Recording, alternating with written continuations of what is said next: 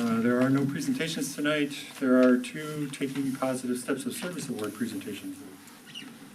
Only one, because the other group couldn't make it, so we have one.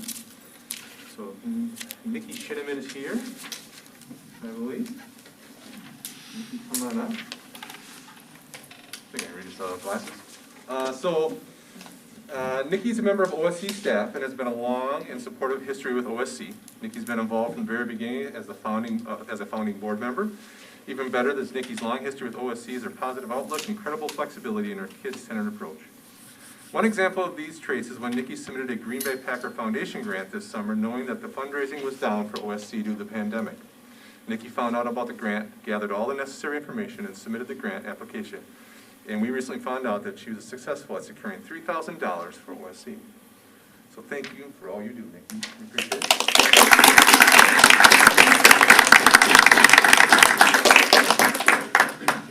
Taking Positive Steps for Service Award. On a grant, a raise. It's quite a raise. Yeah, congratulations. Anything you want to say? First of all, I just want to say thank you to everybody in the district who goes above and beyond for our community every single day. And thank you so much for recognizing me. This is just one small thing that I could do for this amazing school district. Thank you. Thanks.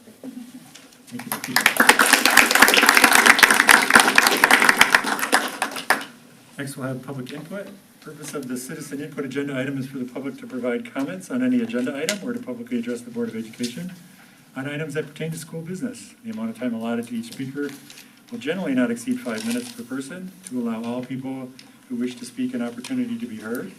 However, the president may modify the time limits at his or her discretion. If the speaker has a question for the board, they'll be duly noted and responses will be provided in an appropriate manner. But the board cannot respond to individual questions or individual comments as part of the public input agenda item. As an additional reminder, the board cannot take action on any item that is brought forth during the public input session or on any item that is not posted on a meeting agenda. Citizen input is an important part of the board meeting agenda, and the board appreciates hearing from the community on issues concerning them and our school district. And we do have a timer for your 5 minutes.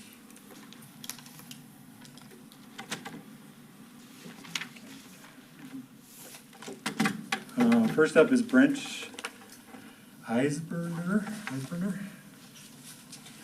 If you could have a seat at the table there.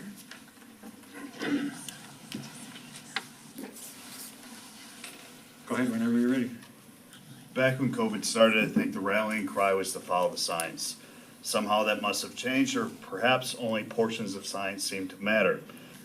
I've spoken before a lot of school boards as an attorney recently, and this is where I used to spout off statistics about how the latest CDC update showed a de minimis IFR, or infection fatality ratio, for children aged 0 to 17, or the fact that schools have been shown not to be breeding grounds for COVID-19, nor are students significant vectors for the spread. But it seems that after 19 months or so, science falls on deaf ears. Logic as well seems not to be considered. Children can play with their friends outside of schools. They can have play dates in their friends' houses without masks, and that's fine. However, in class, they must be masked. Students can play in recess unmasked, but in class they must be masked. They can stand shoulder to shoulder with 80,000 plus sports fans watching football at a Badger game, but they can't sit in a classroom. There's no logical rhyme or reason for this. Students could also be unmasked all summer without issue, but when school starts, it's back to the illogical fear-based reasoning. There's one data point I do wish to emphasize. Science shows the effect of effective masking and social distancing and what they have done to children. As we all know, children or humans are social creatures, and our ability to develop social skills are primarily done in our youth. Lack of interaction with others is extremely harmful. On May 25th, 2021, the Office of Children's Mental Health stated that in the last year, children committing acts of self-harm doubled. Wisconsin now ranks 5th in the U.S. for self-harm ages 6 to 22. The state DHS has admitted that school policies and social distancing is to blame. So I asked the board, when was the last time you did a mental health survey of the student body which you represent? Mental health among students has declined for 19 plus months. Keeping the policies you have as it relates to masks and quarantines may very well be the cause of the next self-harm incident, and you all will have to live with that. Based on the science, it's in the best interest of total well-being and total health of students to approve mask optional. The recent data released by DPI shows a significant academic decline the last year and a half have had due to online learning and other quarantine issues. This equates to students being nearly a year behind where they should be in math and reading, and that equates to a decline in earning capacity over their life, which will continue for their lifetime. As all of you may or may not know, various members of the community have reached out to me to represent them for any future potential litigation. I'm not going to discuss that, but I will have a message for the board tonight as it relates to masking, quarantines, and schooling.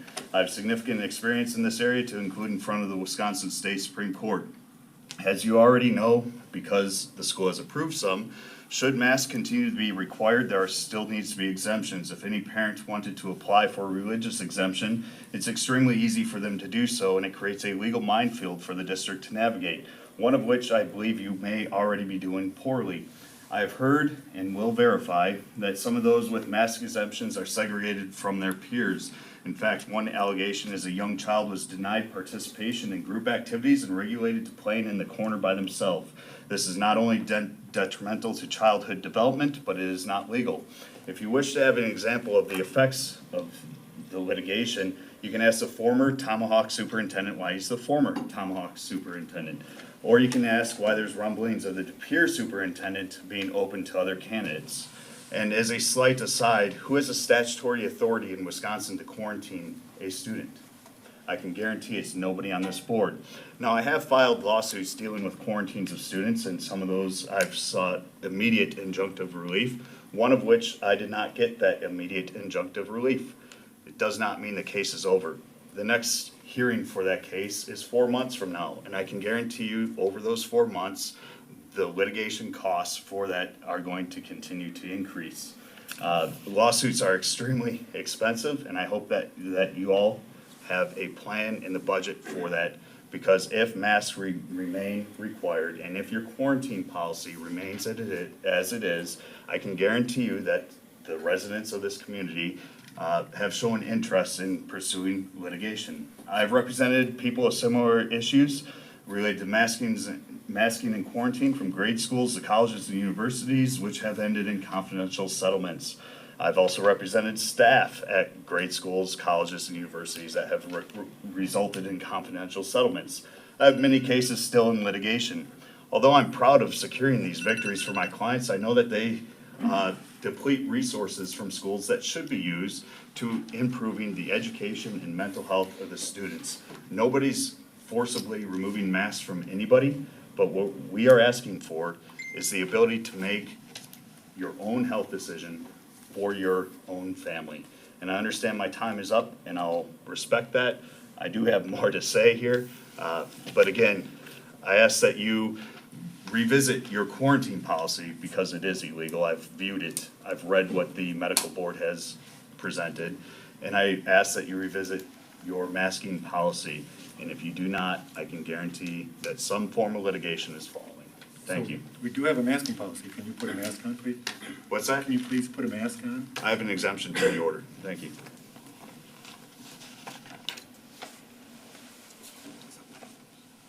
Monica Simpson? I would like to donate my time to Brent, my 5 minutes. Brent, what is your exemption from the masking mandate that we have? Are you asking for personal health information? No, I'm asking, we have a mask mandate in. If you don't want to abide by the mask mandate, then please leave. That's what I'm saying. Do you have a mask? Yes, I have a mask. All right, I'll put one on. Thank you.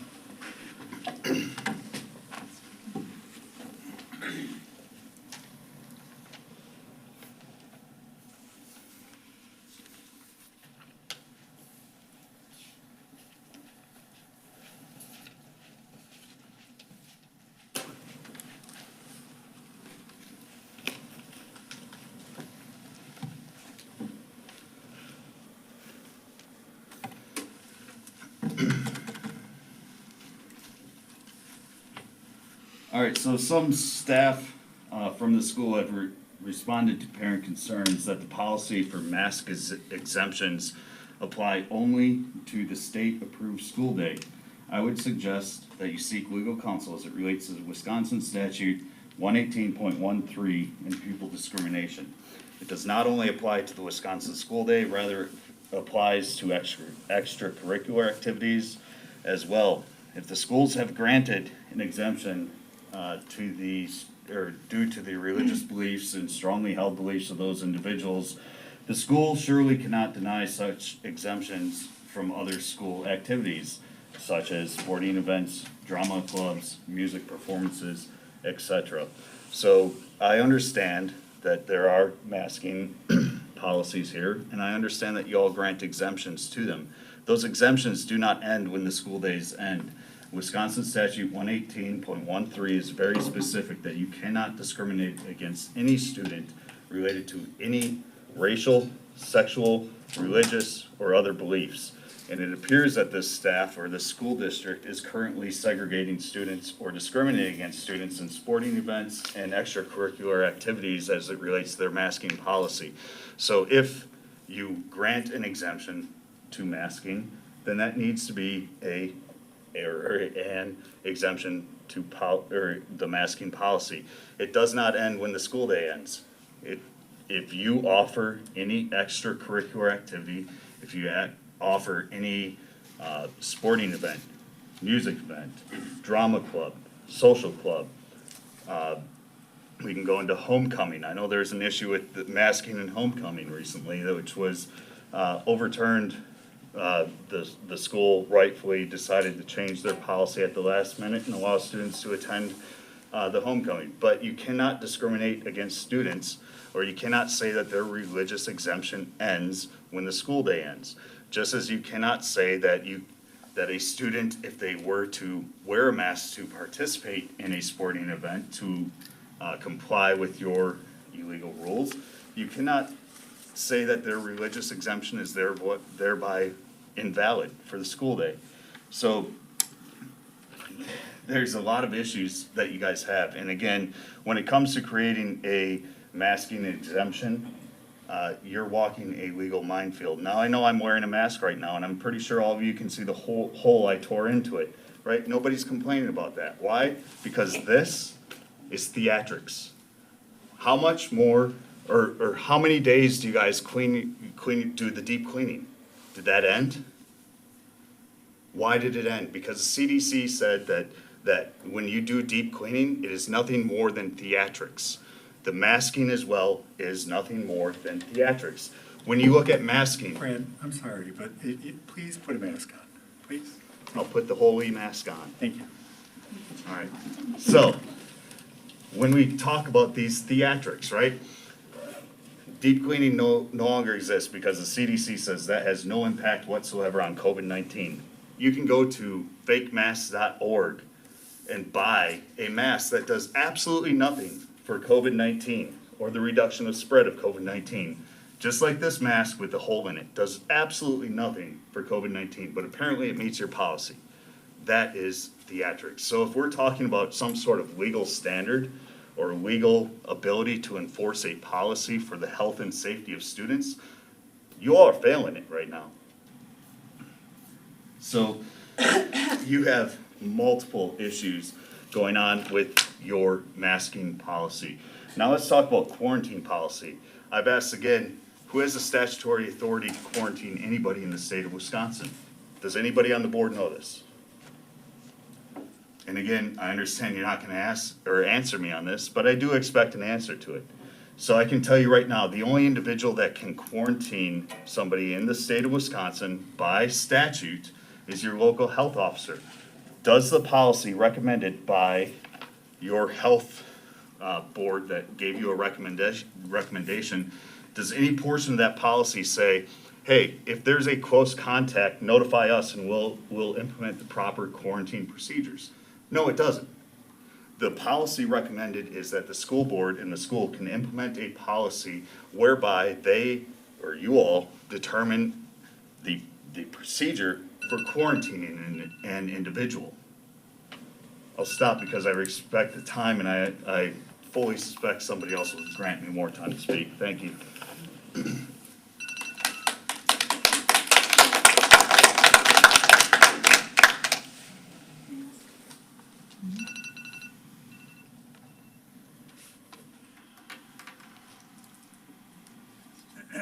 Patty Herman. Good evening, everyone. Thank you for this opportunity to speak. My name is Patty Herman. My husband, Bill Welch, and I live in the city of Lodi. Bill's not able to be here this evening, but he asked me to speak for both of us, so that's what I'll be doing. We don't have children in the Lodi School District. We haven't for the 18 years that we've lived here. But we do know how important a strong school system is for the well-being of a community. So we do everything we can to support education in our community. We feel it's our civic duty to do that. Bill and I attended the recent Lodi School District annual meeting. We were glad to do so. And we were very, very impressed with the reports that we heard from the principals of the schools, from the district administrator. Just overall, we heard some really great things going on in our schools. As former educators ourselves, Bill and I know that education, teaching is tough work. And we don't think it got any easier since we've been in the profession. So we really respect the things that are happening in the classrooms. We respect the curriculum choices that the district is making, knowing that those choices are made after much study and consideration of the goal of preparing youth to contribute to society. We also appreciate the difficult decisions that the school board has had to make recently and continues to make to keep kids safe. And we're glad that they are making those decisions based on science-based evidence, recognizing that science evolves and that more is being learned all the time about this COVID that we're facing and responding to the new information as it appears. So we thank you, we thank the school district, we thank all of you for the work that you're doing. Thank you. Thank you.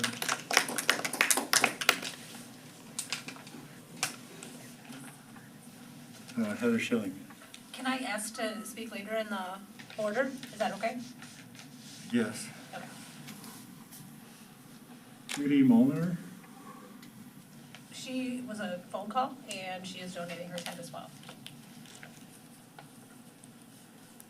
To Brent. Yes, to Brent. Brent, can you put your mask on, please? I'm eating right now.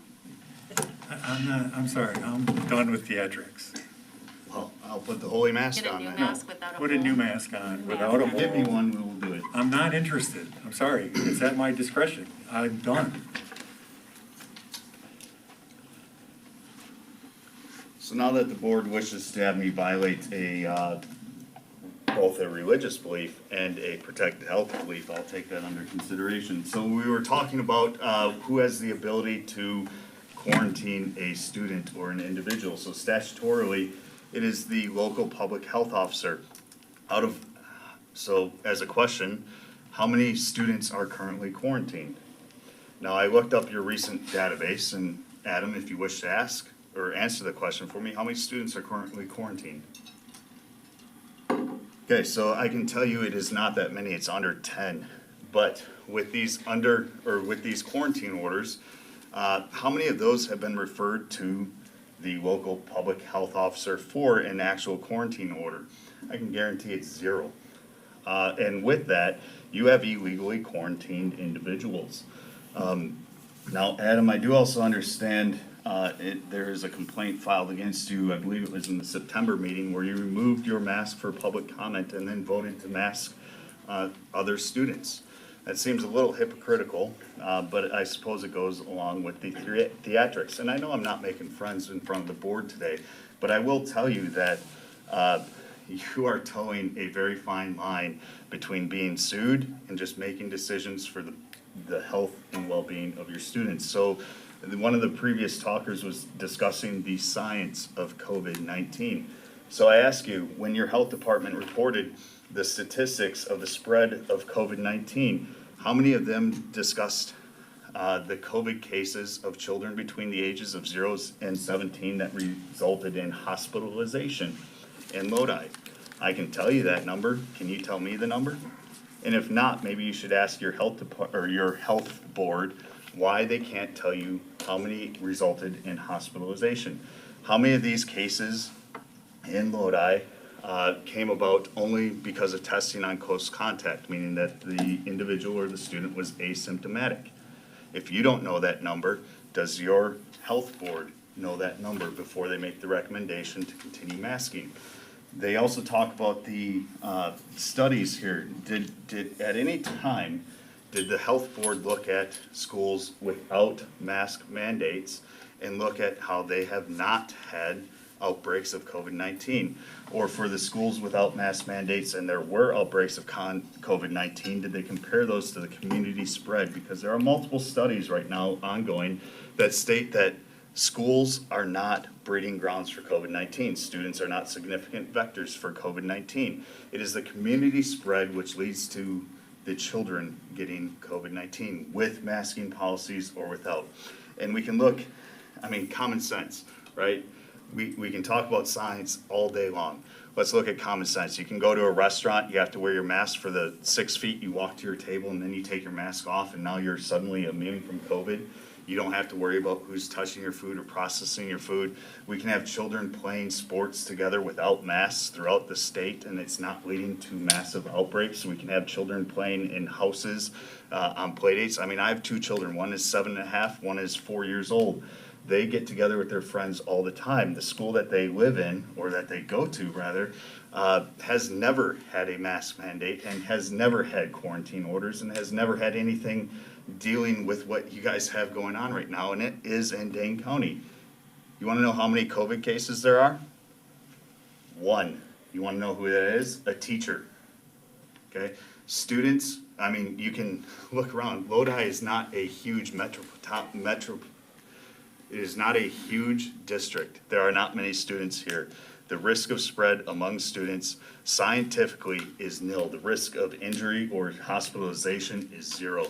The risk of death is absolutely 0. And if your health board goes against that, I'd like to see the data that they're looking at, because in Wisconsin, under 17, children are not victims of COVID-19. So again, what science are we following? Or are we just following theatrics? And we can go back to this. It's all going to end up in court. I really don't care either way.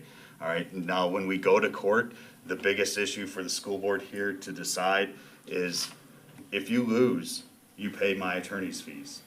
If you win, you pay your own attorney's fees. I give clients a very good deal when I represent them on a good case.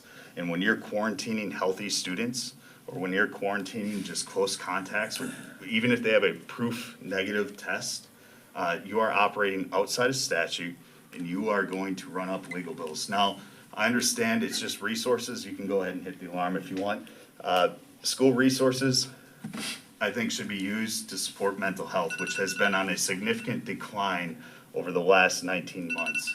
Fix the problem, support the students' mental health, unmask the children, and get rid of quarantines. Thank you.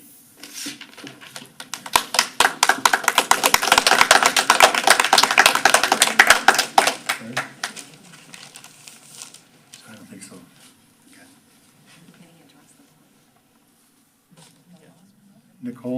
Nicole McKern.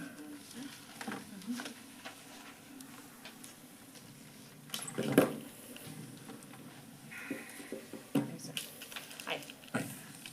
As you said, I'm Nicole McKern. I have 2 children currently in the school district, and there's just a few reasons I wanted to speak tonight. One of them being, I respectfully ask that you guys reconsider your masking policy and either make masks optional or change your quarantine guidelines to be quarantining only if you're symptomatic, and here's why.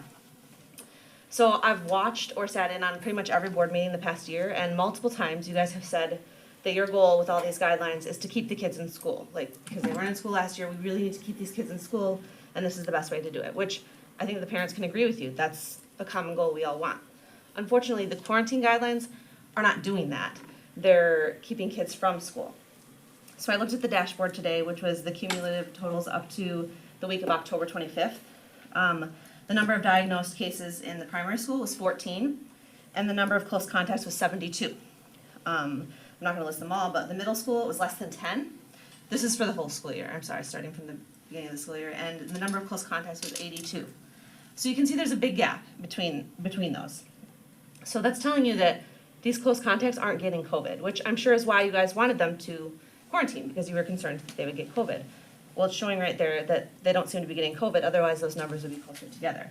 And so if you're saying it's because masks work, then maybe we need to keep the masks, which I don't agree with, but you know, if that's what you wanna do, that's fine, but change your quarantine policy. Or if you're saying that masks don't work and they need to quarantine, then maybe make masks optional, since you're gonna quarantine them anyways, and keep your quarantine guidelines. The other thing is, the total of number of close contacts this school year has been 274. That's 274 kids that aren't in school that are being disrupted. Not only that, they're being disrupted more than once. I have friends whose children have been called at least twice to stay home for a total, not cumulative, but a total of 3 weeks not in school and never once had COVID. So their days are being disrupted. So I know your goal was to keep them in school, but a lot of these kids aren't. So that is why I'm asking you to change one of those policies if you can. The other thing I wanted to discuss is the policy that you guys are gonna be reading regarding changing some things in public input. And I just wanted you guys, as you're reading the policies and going through it, just to ask yourself why it's necessary. Again, I've seen most of the board meetings, and for the most part, everyone's been respectful. You might not agree with what everyone says, which is completely understandable, but no one's been like rowdy, no one's like been swearing or, you know, causing a ruckus, and everyone, you know, has pretty much adhered to the time. There's been people who've gone a little bit over. I mean, Brent even adhered to the time. You know, people donated, which was a weird situation, but just look at the policies and just consider why it's really necessary. And if it's because you disagree with what we have to say, that's not really a valid reason. Like, your job as a board member is still to listen when we give out public input and to take it into consideration. And if it's because you don't like sitting here till all hours of the night, which I completely understand. Also, unfortunately, you ran for school board, and that's part of it, is listening to public input, even if it is a lot of public input. So yeah, I just wanted to talk on that.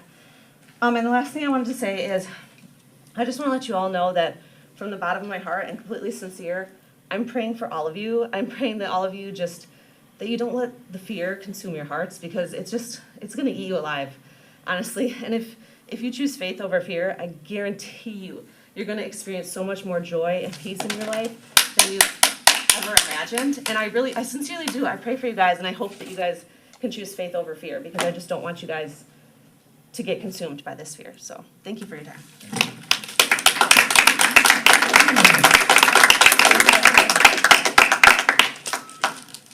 Can you change the settings so that this stays on?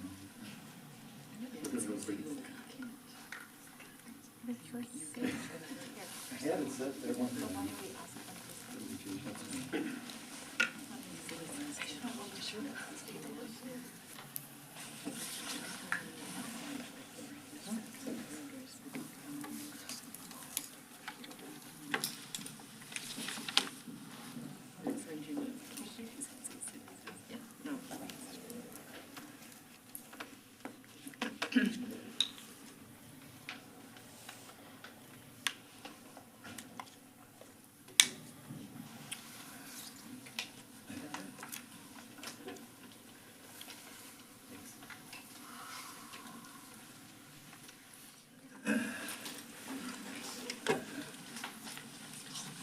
Jack Tatzel.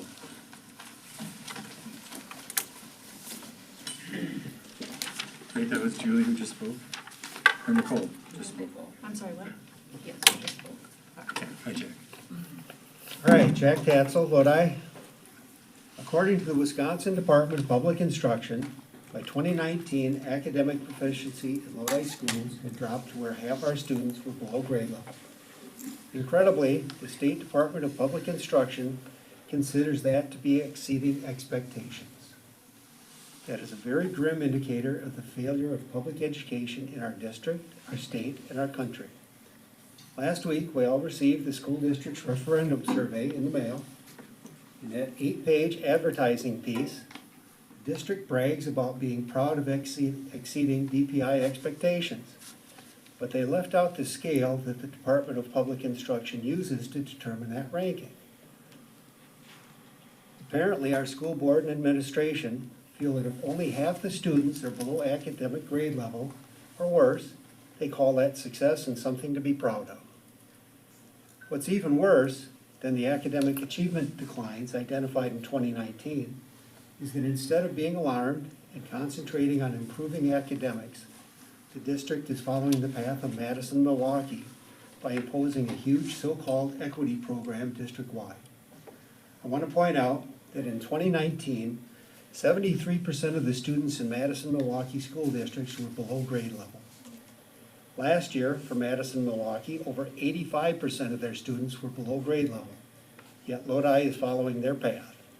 As in Madison and Milwaukee, our children are being subjected to a new orthodoxy of anti-racism as professed by the likes of Ibram Kendi. Last year, the school library, our school library, bought 127 of his books. His racist and divisive philosophies are indeed in our schools.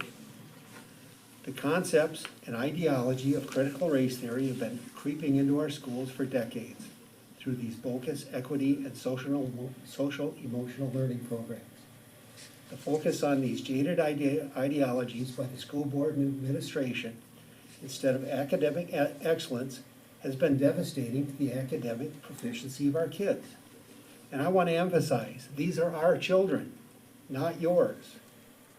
This is the moment when parents are standing up all across the nation and calling out the truth about the poor academic levels and the distorted, divisive ideologies being pushed into our schools. Parents not only have the right to speak up and direct the educational path of our schools, it is our responsibility as parents to do so. During this time when the National School Board Association and the United States Attorney General say that our speaking the truth is threatening to school board members, and they call on the FBI to label moms and dads as domestic terrorists, we will stand strong. As national teachers' unions endorse the concept that parents have no right to direct their children's education in public schools that we're paying for, we will stand strong. When left-wing journalists and politicians call us racist and bigots, we will continue to stand strong. Tonight, this school board will be voting to restrict parent input at meetings, and we will still stand strong. We will stand strong because our children are worth the time, energy, and sacrifice to stand for them. Thank you. Thank you.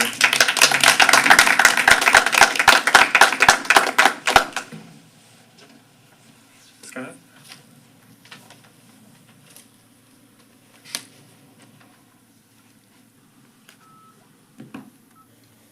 Ready? Yes. Okay. First, I want to thank the board members. I'm not sure if the board was actually involved in the decision, but leaving the Dane County Equity Consortium was a fantastic idea. I know Vince indicated that the reason why the decision was made was because of cost, an increase of $800 to $3,200, but the cost to the community of being in that organization was significantly higher than that. So whoever made the decision to leave that organization, I thank you. I'm sure a lot of parents thank you as well. Parents are very concerned. I mean, you can see what's happening here in this particular meeting. And parents are concerned about how they're viewed by the board. I want to give you a couple examples. One, after the last few months of 2019-2020 school year were canceled due to the unknowns of COVID, it was apparent the summer learning loss would be substantial. Rather than tying staff development to combating this inevitable loss, the district, with board approval, had teachers read a politically motivated book to earn compensation. Two, against the wishes of the majority of parents, the board made the decision to shut down the schools to start the 2021 school year. Many school districts across the country and the world opened up without incident. Three, the board, with board approval in spring of 2021, a politically motivated email was sent out to the entire district after the George Floyd verdict. This email was a coordinated effort by members of the unelected, unaccountable Dane County Equity Consortium. The DCEC also told members to ignore community pushback. Four, multiple parents questioned why the district was focusing on identity politics as opposed to core subjects, especially in light of dropping DPI test scores. As opposed to actually listening to parents, parents were told that they were being used by conservative media and not to believe their lying eyes. Five, open records were requested that show a clear pattern of bias and pushing identity politics on staff and kids. These were communicated to the board and were provided every opportunity to address, but chose not to. 6, the board, ignoring overwhelming community will, voted to force younger kids to wear masks to start the year. The board felt they knew more than the parents and were concerned about the Delta variant, which would devastate the community. Yet not one board member was wearing a mask at the time they made the vote. 7, when a parent emailed the board why they were insisting on bringing politics into the schools, one particular board member said to no longer email them on their district account. I guess engaging in First Amendment rights was not going to be tolerated. While later recanting that message, there was a refusal to meet to address the situation. Finally, 2 weeks into the school year, a decision was made to force high schoolers to wear masks, against the wishes of most parents.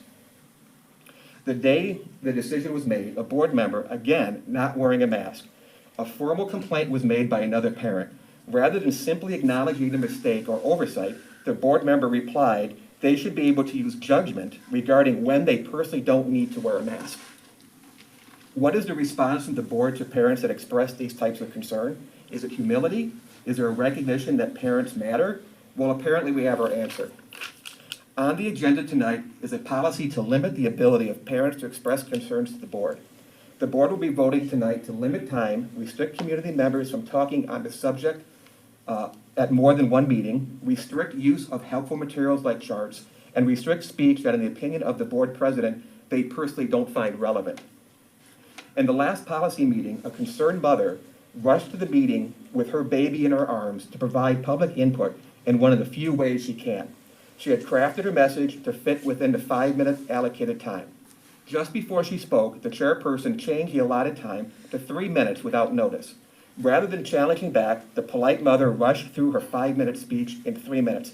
Watching this mother standing there, bouncing her baby, speaking quickly while the chairperson stared at the clock is the epitome of today's district. The National Association of School Boards called parents domestic terrorists for participating in school board meetings. Is this how the Lodi board views parents in our district? And I might add, I just found out this Lodi board called the police because of this meeting, because parents are frustrated and they're donating time to an attorney. So do you honestly think that anyone here is going to do anybody any physical harm? Is that the way you view parents in this district? It's insane. I couldn't believe when I heard Maureen making that phone call. Sorry. But the message is crystal clear. What's valued by this board is our money, not our input. Please think long and hard before changing the policy to limit the ability of citizens who come to petition the board in good faith. Thank you.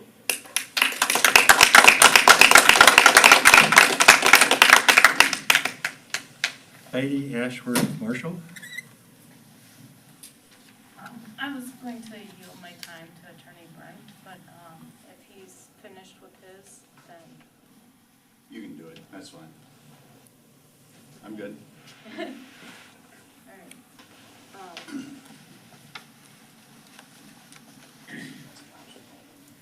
I don't really have a lot to say other than I don't have any children in the school district. I was not honored to be able to have children, but I am very concerned with what the board is doing to the children in this community and what's going on across the nation. I was in the United States Marine Corps and fought for our country if I had to in Washington, D.C., and this whole thing just disgusts me. So I just pray that you would think long and hard about taking away our rights to be able to talk and speak in front of you. Thank you.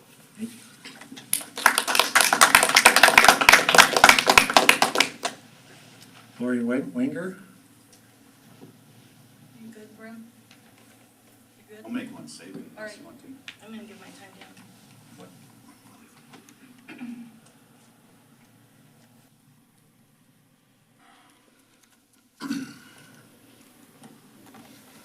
The only statement I wish to make is this is the first time I've had the police called on me coming to a school board meeting for expressing the legal rights of parents in the education of their children. And that tells me something. Have I been threatening to any of you? Have I appeared physically threatening to any of you?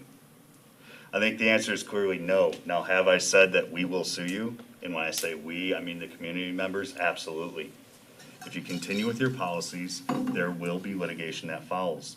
And the fact that you all went out of your way to call a police department, my father was a police officer for 30 years before I was in the Marine Corps for 18 years. I can guarantee you, I hope he's getting overtime for this, because this is a waste of money. And when we talk about wasting money, we can look at, if you keep your policies the way they are, you will continue to waste money. Again, that should go towards educating your students and supporting the mental well-being of your students, which has been on a decline for the last 19 months. Thank you.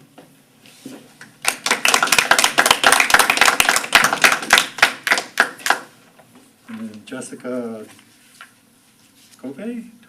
Yeah, it's okay. I'm good. I think everything's been said. And then back to Heather.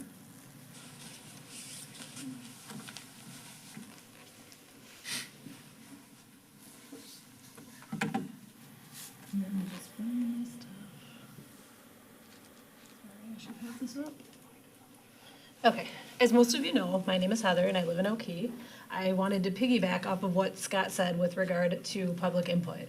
Each one of the proposed policy limits public input by changing time from 5 minutes to 3 minutes, limiting subjects that can be spoken on, and not allowing for things like charts and graph to provide support to talking points. There are a lot of people that are visual learners. You guys are able to use, your props and your support to make cases, and we just feel that we should be able to do the same.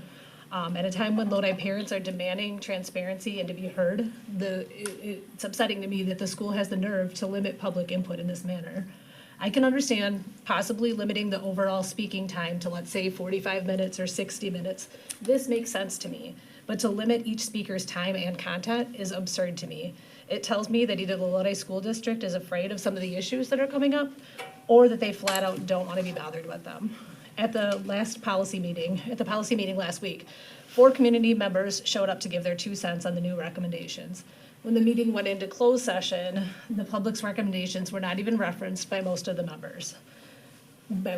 members. We know, though, through surveys, that the board chooses not to listen at times, but not even acknowledging us is beyond upsetting to me. I also had asked a question about the policy's reference made to legitimate jurisdiction of the board and wanted to understand what that meant.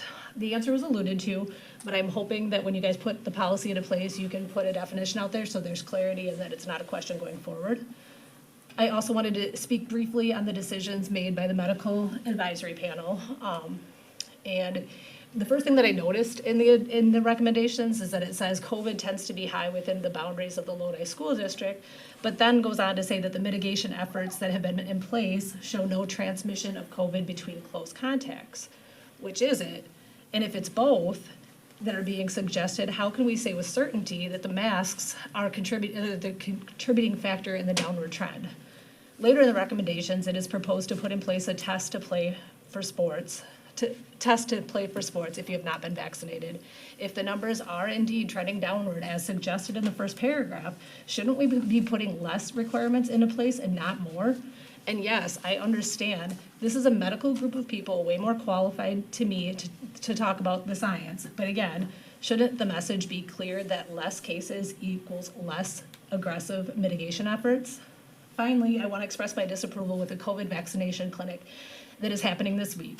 Vaccine being provided to kids 5 to 11 does not even have full FDA approval at this point, which means it is experimental with no long-term safety studies.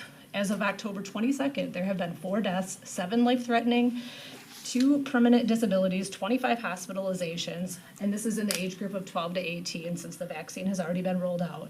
The initial clinical trials show very high risk for inflammation, especially in males.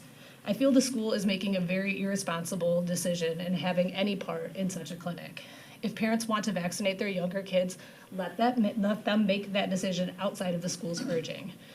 I personally already have 1 child in another school district for reasons like this, but doesn't the school care about the sheer number of parents that are leaving the district? Does the board think that some of us show up at every meeting and even have meetings outside of these meetings just because we like to complain, because we are troublemakers, because we have nothing better to do? Honestly, we show up because we care. We show up because others that are afraid to speak, there are others that are afraid to speak or that have just given up. We show up because we love the Lodi School District, but we want better.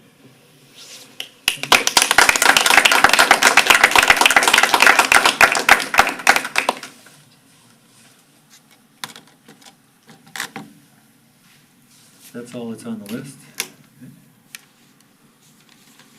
Next, we'll move on to consent agenda items. Consent agenda items in this section will be adopted as a group unless a board member requests a specific item to be removed from the consent agenda and be addressed separately. We have the approval from the last two meetings. One was October 11th and the one on October 18th. We have the vouchers, payroll checks, and credit card payments. We have fundraiser requests for Santa Breakfast, Stride with Pride, and a Little Caesars sale. Fundraiser reports from Tailgate Basket and Powder Puff Night for Reach Out Lodi and Lace. Field trip request for the Bi-State Wrestling Tournament. There are no committee recommendations for approval. Under other, we have the renewal of the Girls Swim Team Cooperative. Under resignation and retirement, we have resignations for the head varsity volleyball coach and the high school special education assistant.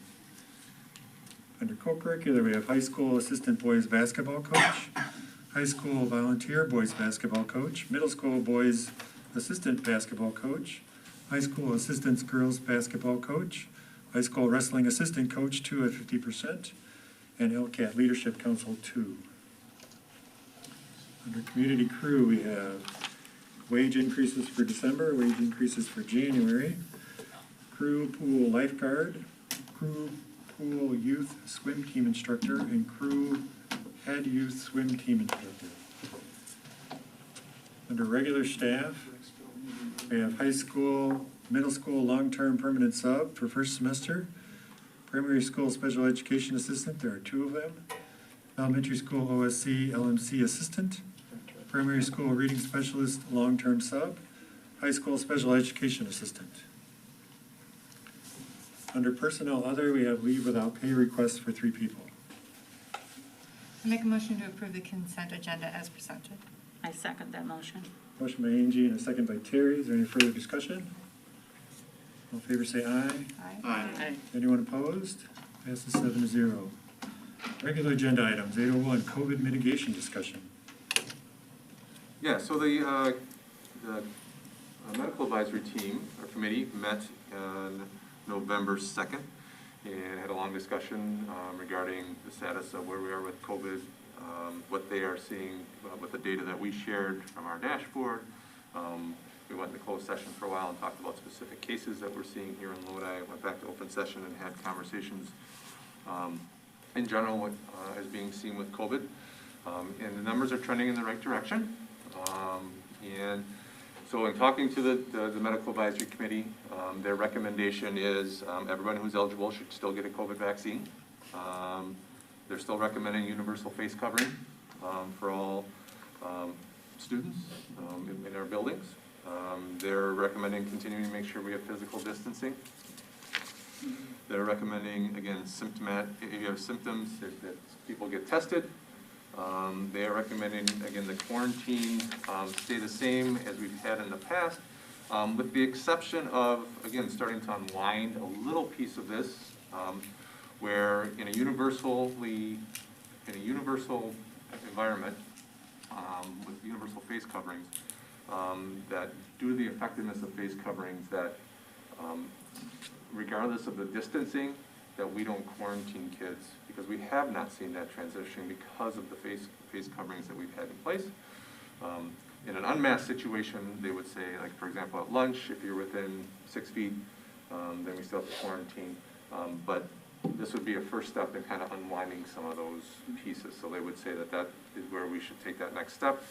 They've also been connected with the ABC Cooperative out of Duke University, which is connected to the University of Wisconsin, and doing survey and collecting data of 130 school districts across the country. And this falls right in line as well with what they're seeing in regarding to masking and quarantining, things like that. So that would be their recommendation moving forward, is pretty much everything stays the same, except that quarantine unwinds a step. So we're not quarantining kids who are close contacts unless they're unmasked. So if everybody's wearing the mask properly, then the quarantines would stay. Anybody have any questions? About the sports, is that Yeah. just kind of informational then? Yeah, to so start let me thinking jump about onto that. or- Yeah, so the test to play, the idea right now is our athletes would still have to wear masks throughout. So what they would suggest is that we look at a test to play model where if kids, to be unmasked to play sports, would have to test to play. So that we would do a rapid test of some sort during the week if they're unvaccinated. And our vaccinated students wouldn't have to, they could opt out of that test to play, and then they could participate in athletics unmasked. Because that's a step that they would have to take right now that they're asking them to, you know, we would be saying they're masked. So they said, like, let's do more research on that. Again, in a meeting of the ABC Collaborative the other day, there was 2 schools in North Carolina talking about how well this has worked for them and throughout. So they would continue to, so it's something that we have to explore, like, can we pull this off? We'd have to know how many kids are vaccinated, we'd have to know, Nick, what it would take from us. To have the rapid Quick tests. question for you. Why are you not testing This is not a, vaccinated? the public input portion of the meeting's over. I We gotta know, have- but I still have a question, and I That's think it okay. should be answered. Why Can- wouldn't the vaccinated But children The need board to is get now tested? in session and having their meeting. It's public observance only. No. This district sucks. So, It's the way all of them are. so again, they would be looking at, you know, that as a possibility. We just have to see if, A, could we make that work? If the numbers continue to come down, could we right now use NOAA labs to test, and could they play a part in that in doing some rapid tests for us? Because we can't put more on our staff to do that, so it can come through NOAA labs. The one hiccup right now is NOAA labs is transitioning between 2 people, so making sure that would continue to work. So it's something that they're saying, like, we're willing to walk down that path. Again, it's unwinding some of these pieces of mitigation, but there needs to be some things in place that they want us to look at. Does the WIA speak to that, this at They all? don't right now. Do they still Right. have a They- medical they- advisory team? They do. Yeah. I could reach out to Could them you again, reach so, out to yeah, them absolutely. and ask them Yep. to see what their team is saying? When is the next sport start that this testing Tonight. could be applied to? Tonight? Sports starts Tonight. tonight. Right, so fall sports season starts tonight. Wrestling, I believe, girls basketball started tonight, and then next week we have sports starting as well. So we'll have sports starting. They won't start competition till the week of, I think Thanksgiving week is the first week of, there might be a scrimmage before that. I think there's a scrimmage the Saturday before that for our girls basketball team. But then we start competitions that week, beginning of Thanksgiving, different sports. So when they said, they met and they said to explore this in the future, when is the future? That's what I'm trying to get at. Well, over the next month, like Okay. before they meet again. Like they're planning on meeting again, I have to look either last week in November, first week of December, to have this conference. And we meet monthly, Right.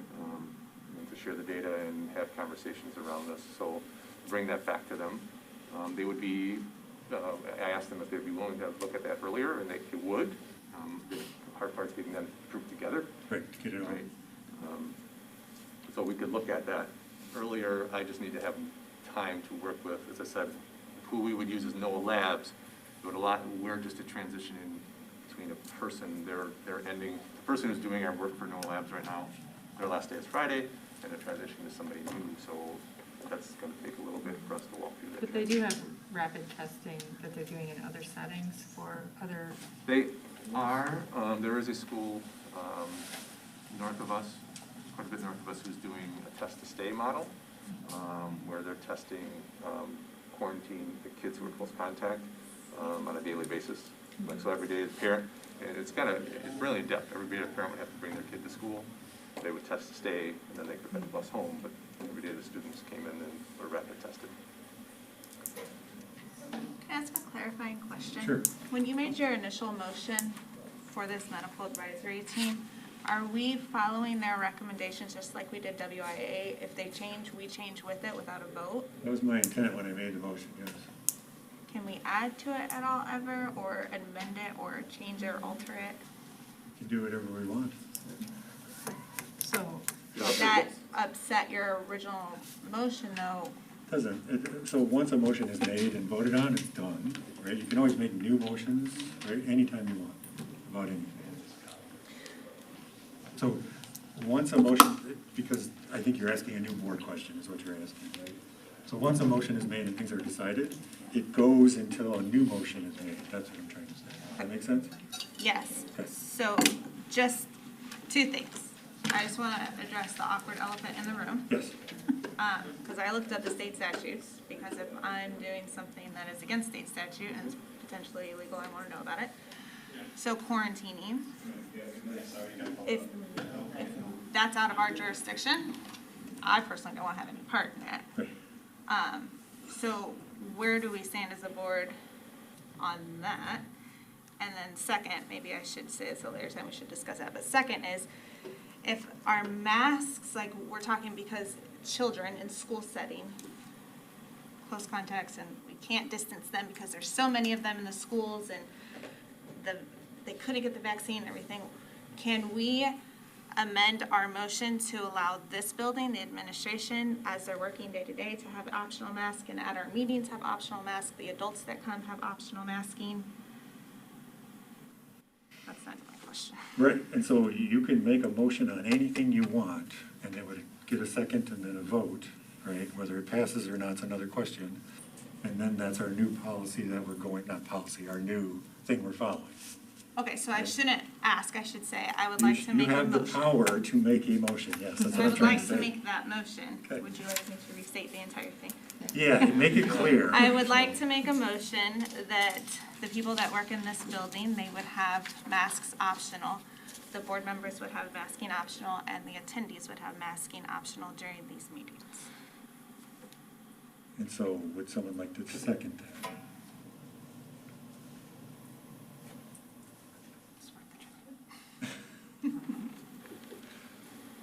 So, hearing no second, unfortunately. So should we go back to the awkward elephant in the room?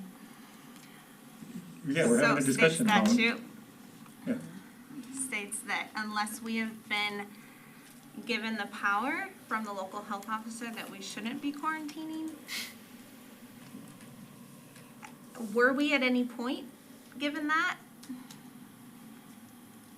Are we out of our jurisdiction? In talking to our legal counsel, we are well within our jurisdiction. Okay. Again, I will verify that again and go back with him on that conversation tomorrow. But I've had that question come up before because I've seen it in the news, like, hey, are we within our jurisdiction? And our legal counsel has said we are well within our jurisdiction to quarantine. But again, I will verify that Okay. one more time tomorrow because there's information shared tonight. and Vince has been in constant contact also with our liability insurance, because that plays a role in. It has been, right? So, Coordination of, those two entities. so that was always a question, right? We gotta look at our legal obligation for that, but also the liability that we have when we don't, we can actually share some of that information with the board at different times, like what our liability insurance carrier is saying about quarantining and not quarantining. At no point has any of those attorneys ever said you can't quarantine. Okay, and so for further clarification, for the new policy that's just automatically going to be adopted, we are not quarantining students of close contact? We are not, so just to clarify this, so we are not quarantining students unless they are in an unmasked environment, right? We're requiring universal masking.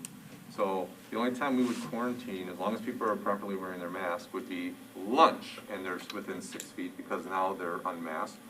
Or, any other time if they're in a reading group and they all have their mask off, or they had a snack or something like that. But if they're in a reading group together, and so that's when we talk about quarantining, a lot of times that happens is this lunch, or like a small reading group where you and I are next to each other and reading and we're within 3 feet, and I'm COVID positive, we'll not quarantine. Well, if we're both wearing a mask, at this point, we are not quarantining.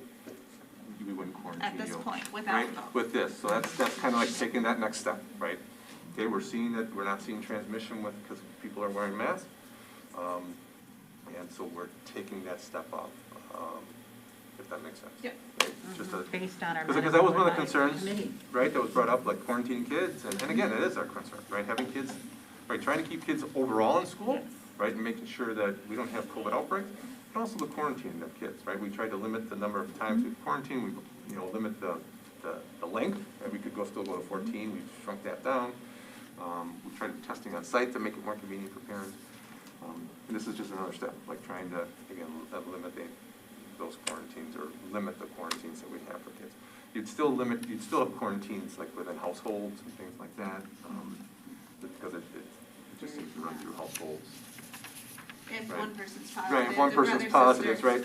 So one of the things we haven't been doing, like quarantining for kids, is if we have, if the three of us in a household, and I start having symptoms, and you test me and I'm negative, and then all of a sudden you two start having the exact same symptoms, we haven't required those kids to go get tested and be positive, because it's kind of, but if we're not sure, then we have to wait for that quarantine.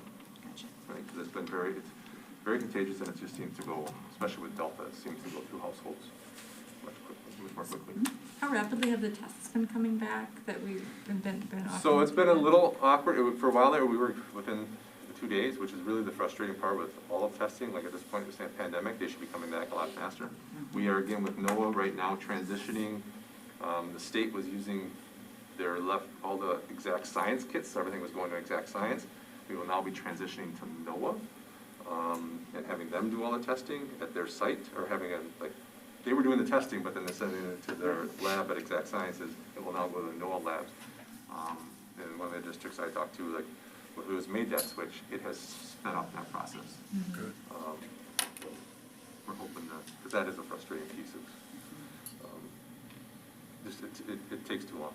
It just does. It shouldn't take so long. At this point in the pandemic, it shouldn't take so long for us to get a PCR test back. Very frustrating.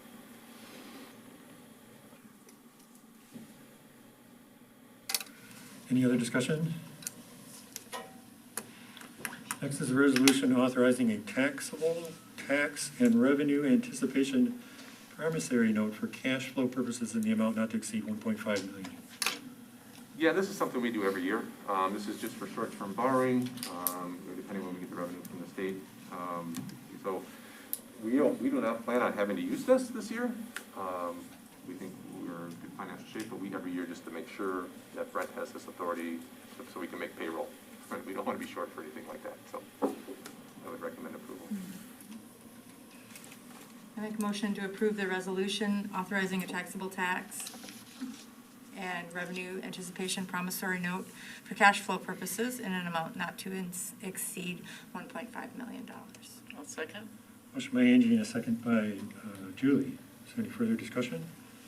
All in favor say aye. Aye. Anyone opposed? Passes 7-0. School calendar discussion and action.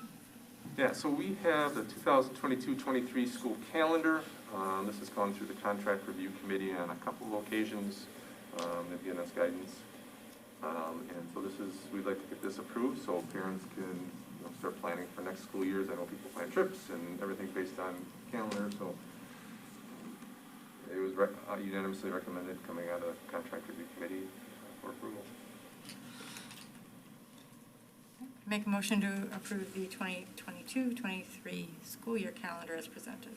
I second that. Motion by Angie and a second by Terry. Any further discussion? All in favor say aye. Aye. Anyone opposed? Passes 7-0. Safety drill reports. Yeah, as required by Act 143, each school must conduct a school safety drill, prepare an evaluation report that is submitted to the Board of Education for review and approval, and then this gets submitted to the state of Wisconsin.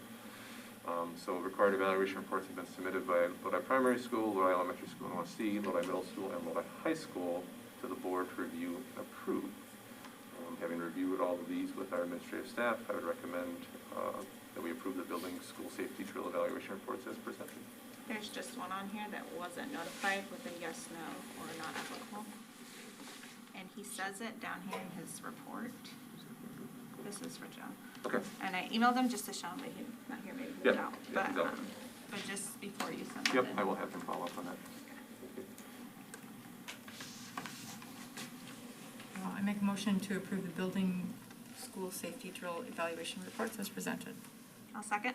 Motion by Angie and a second by Christie. Any further discussion? All in favor, say aye. Aye. Anyone opposed? Passes 7-0. State convention participation. Is here in front of all of you. We need to fill this out if you're gonna go to the state convention in January. For new board members, it's the meeting of all school board members in the state going to Milwaukee and speaking with each other and seeing seminars. All of us got this. You got this in the mail? No, I don't think so. It came today, I think. Oh. It came today? I don't know. mine came a I couple was days 5 ago. minutes. Mine came today. Why do I get mine so early then? Hey, wow. Anyway, it's all reviewed in here, and they have really Okay.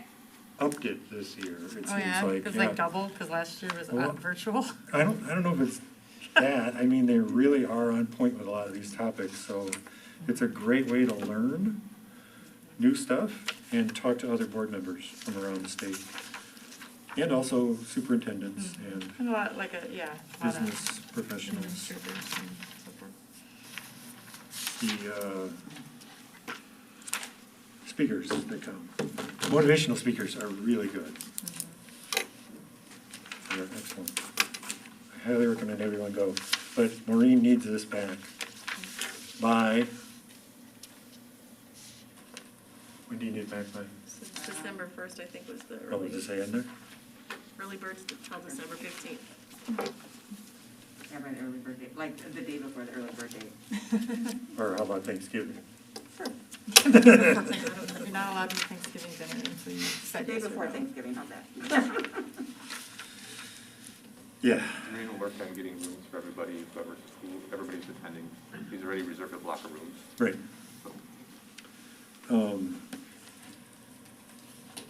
The board usually goes out and meets, this board usually gets out to one celebration while we're there.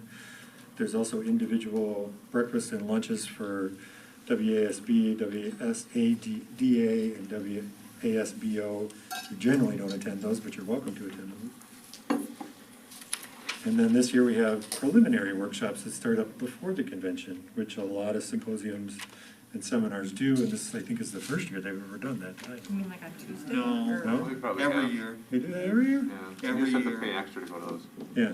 and for example, the people that are on policy and resolutions meet Tuesday night, I think. Yeah, so you have, yeah. And So our board rep. we have a board meeting, not this board, but we have a board meeting that night, Okay. right after policy and resolutions. Okay. It's not the delegate, but it's the policy resolutions. Correct. Delegate meets on, Probably Wednesday. Wednesday Yeah. to vote.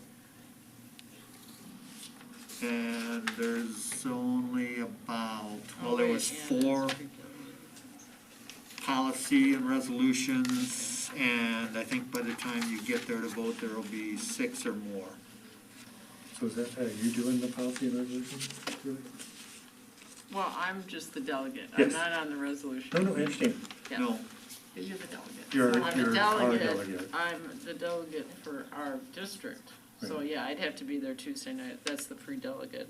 Can you get those on our board agenda so we can see those resolutions in December? they'll be coming. Yeah. Right. I think I I got don't even them. know what they are. No, I The other understand day. that, but so we can discuss them in December so that, They will come. okay. In December or January, maybe January. Because we'll have. Or time. January. Oh, because we have a Or board meeting January. in January. We'll have a January Yeah. meeting before that happens.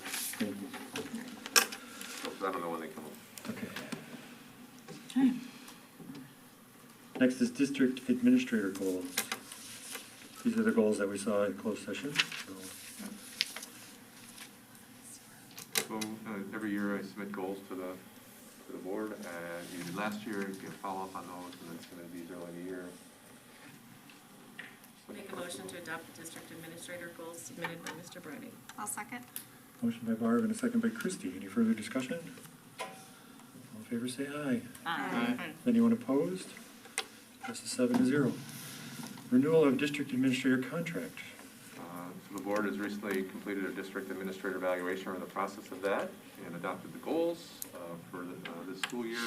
This is also a time when district administrator contract can be renewed. I'm currently under contract for this current school year, so this would be for the next 2 years after 2022 through 2024. I move to approve the issuing of a 2-year contract, district administrator contract to Mr. Bryden commencing on July 1st, 2022, and extending it through June 30th, 2024.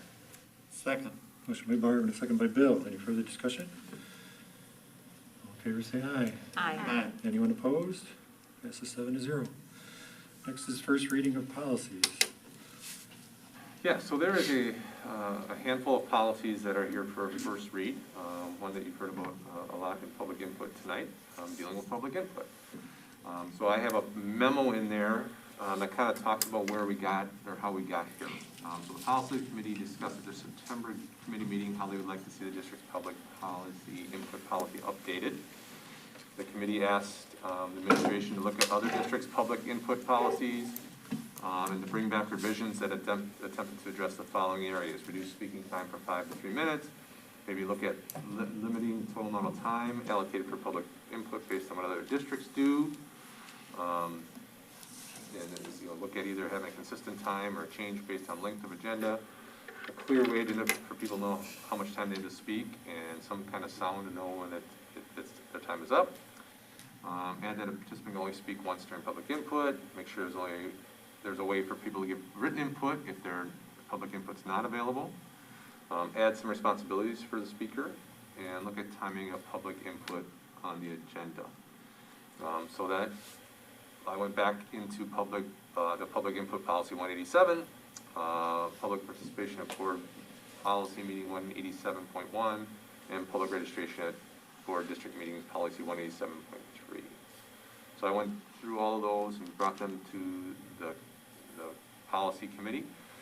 The policy committee on policy 187, the one we had the most discussion on, which is again public participation at board meetings, and really has a lot of the things that we were spoke to tonight. And the discussion really revolved around a few things: the merits of time limits. Do we look at 3 minutes, or do we stay at 5 minutes per speaker? The merits of time limits of 30 minutes for public input versus 45 minutes for public input. Like we talked about, well, if we leave it at 5 minutes, but cap it at 30, then it's only 6 speakers, right? So that makes it really difficult. So if you keep it at 5, you probably have to look at a longer. If you're going to put both of those things in, they're tied together if you add both of them, or if you just do one. Requiring people to give their address, or requiring them the municipality of residence prior to speaking. So we talked about the opportunity for people, that people sometimes don't feel comfortable giving their specific address, that you could just ask for the municipality. Right, now that we're on YouTube, I don't think it's a good idea to give out Yeah. addresses. But the one concern from one of the policy members was like, that there's times I get back to people, like, for example, most of the things that we spoke to tonight were on the agenda. Right, so we're speaking to them. But there's times people come with public input and it's not on the agenda, but they have a concern, and then like I will get back to them, or somebody else in our district will get back to them, and having a way to make sure that we know how to get a hold of them. If they're a parent in the districts, it's pretty easy, we have a system, but if they're not, so trying to figure out a way to do that, like having either their sign in, having the email, or if when they did tonight, like we did public input, we had people put their email addresses. So I can get back to them if needed. And then a process by which the board could extend the length of a public input. So there was quite a bit of conversation about that, like, could the board vote knowing that there's a topic coming up and the board wanted to extend that time? And then where that would be placed, right? We had some discussion about like, well, if you had 45 minutes of public input, would you then vote to extend it? And I would recommend that would be a really bad time to make that decision. Either you make that decision before it starts, because at that point it looks like either you're pushing it because you're agreeing with people, or if you don't push it, you're not agreeing, and it puts the board in a really difficult position. So we put those together, had a discussion. I took input. The policy committee brought that policy forward to the full board, asking for your input. on it as well. And you just want to start with that one, or you want me to go through the other ones as well? Well, let's start with that one. Okay. So I just had a question, like, when I was started on the board, for the first 3 years, public input was at 3 minutes. It was always 3 minutes, What? and it got changed in, right there, Why? October 8th Oh, of 2018. And nobody remembers why it got changed, so, but it was always 3 minutes, okay, I mean, the whole time I've been on the board. And is it restricted to citizens of the school district? Because it says citizens. Even the current policy says, I know other No, districts don't allow, Says there are citizens districts out there throughout that the don't allow. district. Yeah. There are districts out there who don't allow people outside of their district to speak. They only want to hear from people inside their district. I don't know if ours is open or not. it says citizens throughout. I think the main thing that it was, the thought was that in the past, we've had people that were running for a political office come and use citizen input. That's not appropriate. That's not us hearing from our constituents. So is it strictly citizens? So the current policy says, desires to hear the viewpoint of citizens throughout the district. Right.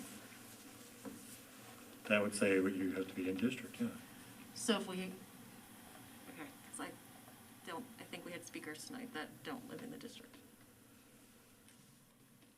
So attorney representation is what you're asking about. Yeah, I don't know the answer to that. I would defer to our legal counsel for that one. Yeah, I would have to ask if we can limit that or not, just to citizens. I don't know the answer to that.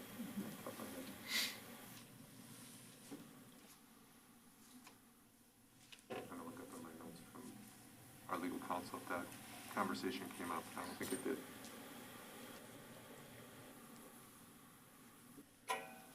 So 30 minutes versus 45 minutes. This one has 30 minutes in it? And is that time just constantly rolling? Because I know we talked about that in the policy committee, like, we had talked about 45 minutes, but then we said, well, that will really be more like an hour because of interchanging the people, but like, are we really gonna stop a clock, or are we gonna, it's gonna be from 6:30 to 7 is public input? I don't think you can really do it. I personally don't feel you can do it that way. I think you have to give them a timer, and there's people getting up and down, and it's gonna go longer than whatever time we set. That's my rationale. But if you say like 3 minutes in a 30-minute time period, then you could limit it to 10. I mean, you could. 10 people. Right. Right. Knowing that it'll go over a little bit.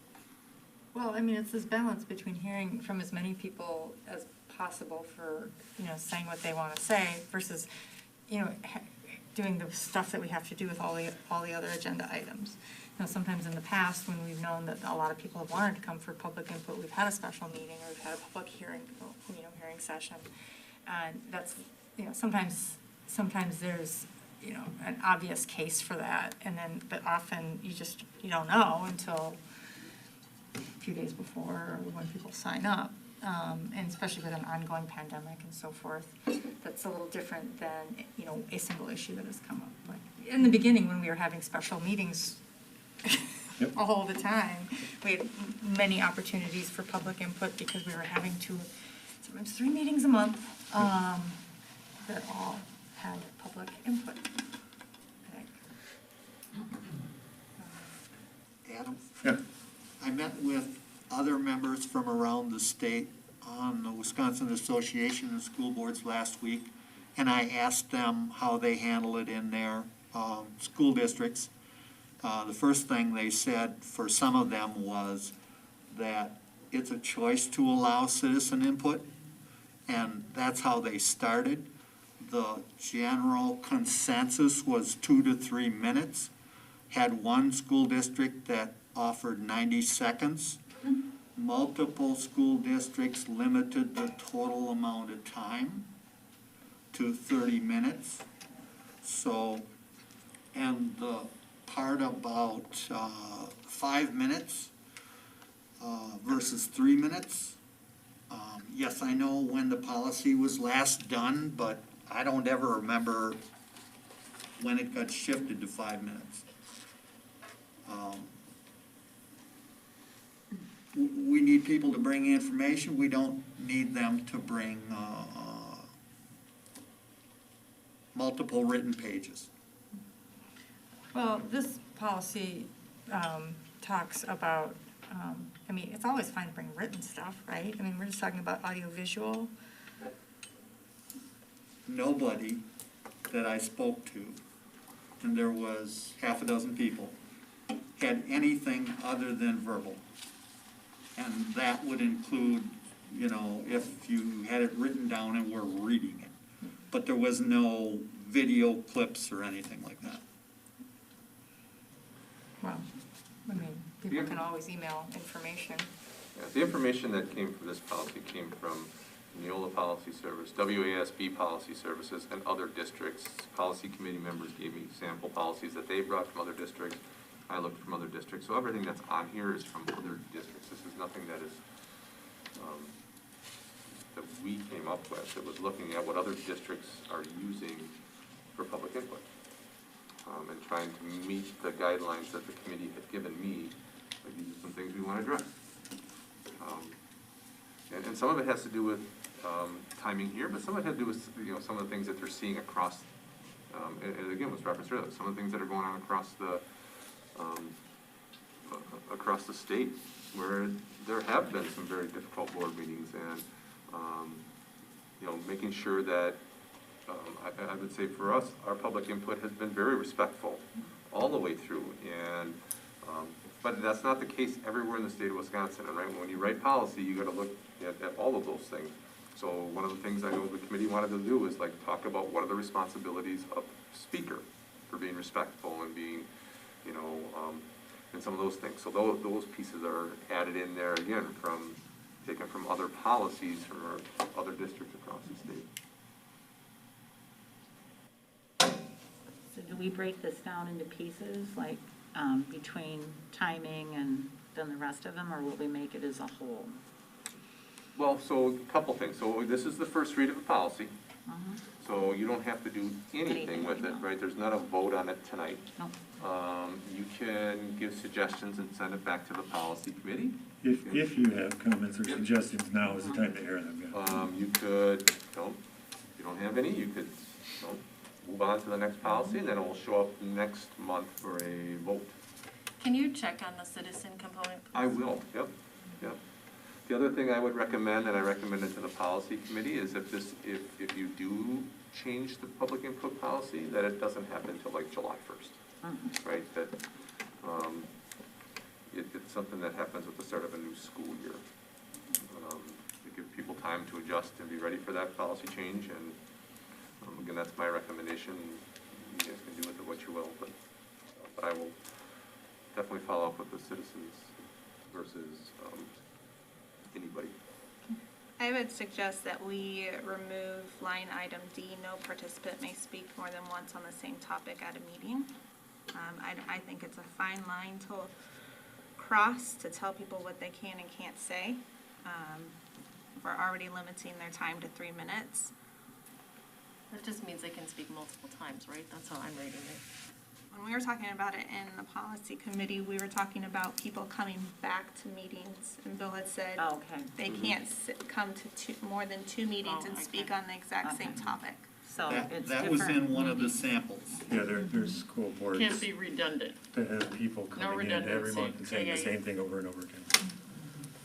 So I think that puts, you know, because I had asked the question, well, how are we going to stop the people and literally stop them mid-sentence from talking? So then, Right. just because it's the same topic, Adam literally will stop people from talking. I think it'll get divisive. I think people, they have the right to speak, and they have the right to speak on whatever topic they want to, as long as it's within the jurisdiction of this board, just like it states in this policy. Anything that we are involved in. So you're not talking about the same person talking numerous times in one meeting, the policy That's committee what I is thought that talking. sentence meant. Okay, I want to clarify that, okay. Yeah, there's another spot where it talks about you only being able to speak once. Okay.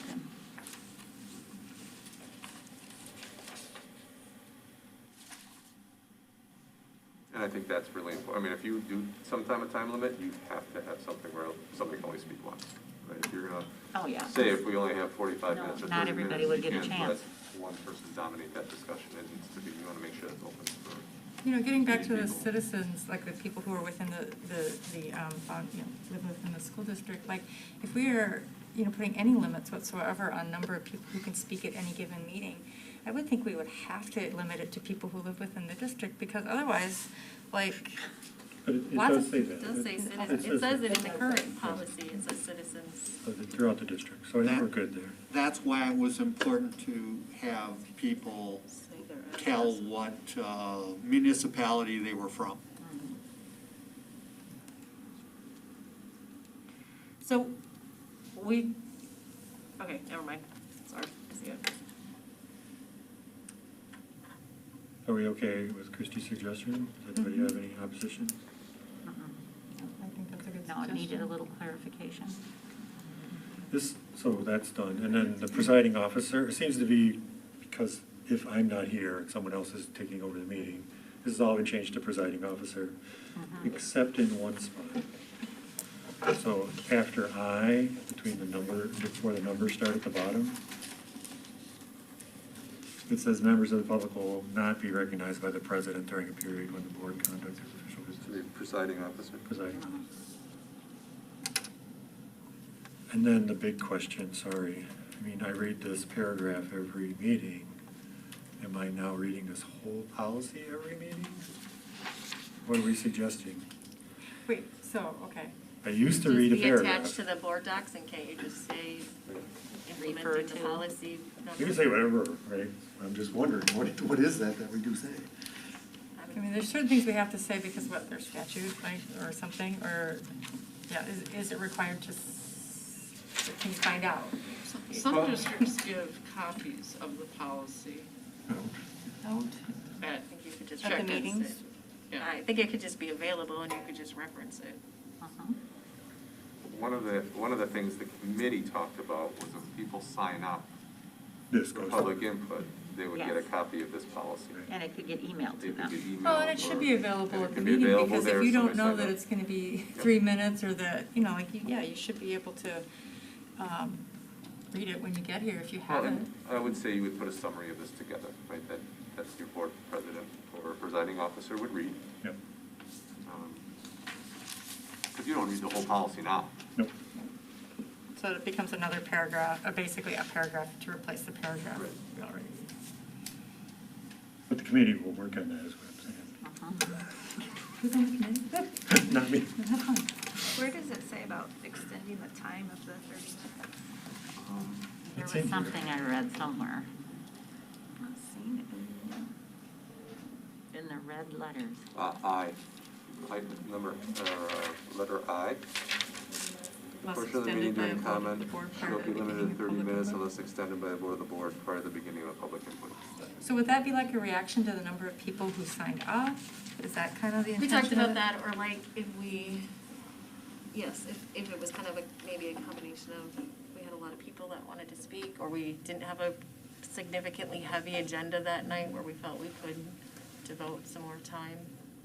Is there a time, like, do people have to, like, sign up in advance, or can sign up as they come in, or like, is there anything? in the Usually sign up Fridays and Mondays. Fridays and Mondays. And then you can still sign up here if you want to. So that's a big, So is this policy, is this saying, like, before public input starts, we would say, okay, normally it's 30 minutes or 45 minutes, but tonight it's gonna be, May make a motion an to hour, extend an hour and a half. Someone would 30 make a minutes, motion, yeah. whatever. To an hour or So if we have 30 people Yes. to sign up, well, one meeting we have 60 people, and we want to allow all of them to speak, we can extend it to 1 hour and let them all get it. That would happen before public input even Before we begins, started. though. Yeah. Right. Maybe we can 60 So that everybody would know. right? 60 people would be 3 hours, and 30 people would be 90 minutes, unfortunately. Whatever it was. 40 seconds. No, I And do then- know, no, no. I do, so the reason partially behind this is the meeting, was it September when we had 3 hours? August. August? that what it was? No, September. September, end of September. September. The board was dead, brain dead. Yeah, after I that. understand. And so we couldn't have a meeting. I mean, we could have had public input and then been done, and that would have been fine. We still had to schedule another meeting Another to meeting. come back and take care of the business of the board. Right. I understand, it's emotionally and mentally exhausting, but this gives us the opportunity, if it is a topic that we know that public is very passionate about, Right. We want to hear we from have the opportunity to extend this, we're not Yes. handcuffed by that 30 minutes. Right. Right. That's what I appreciate. Yep.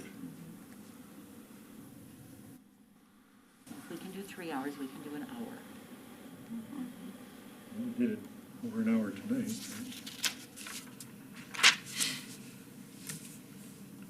So then this goes back to policy It'll come back to committee? policy, like I will make the, Second. I've tweaked a couple things, and I can bring it back to the policy committee, and we can have a conversation about that.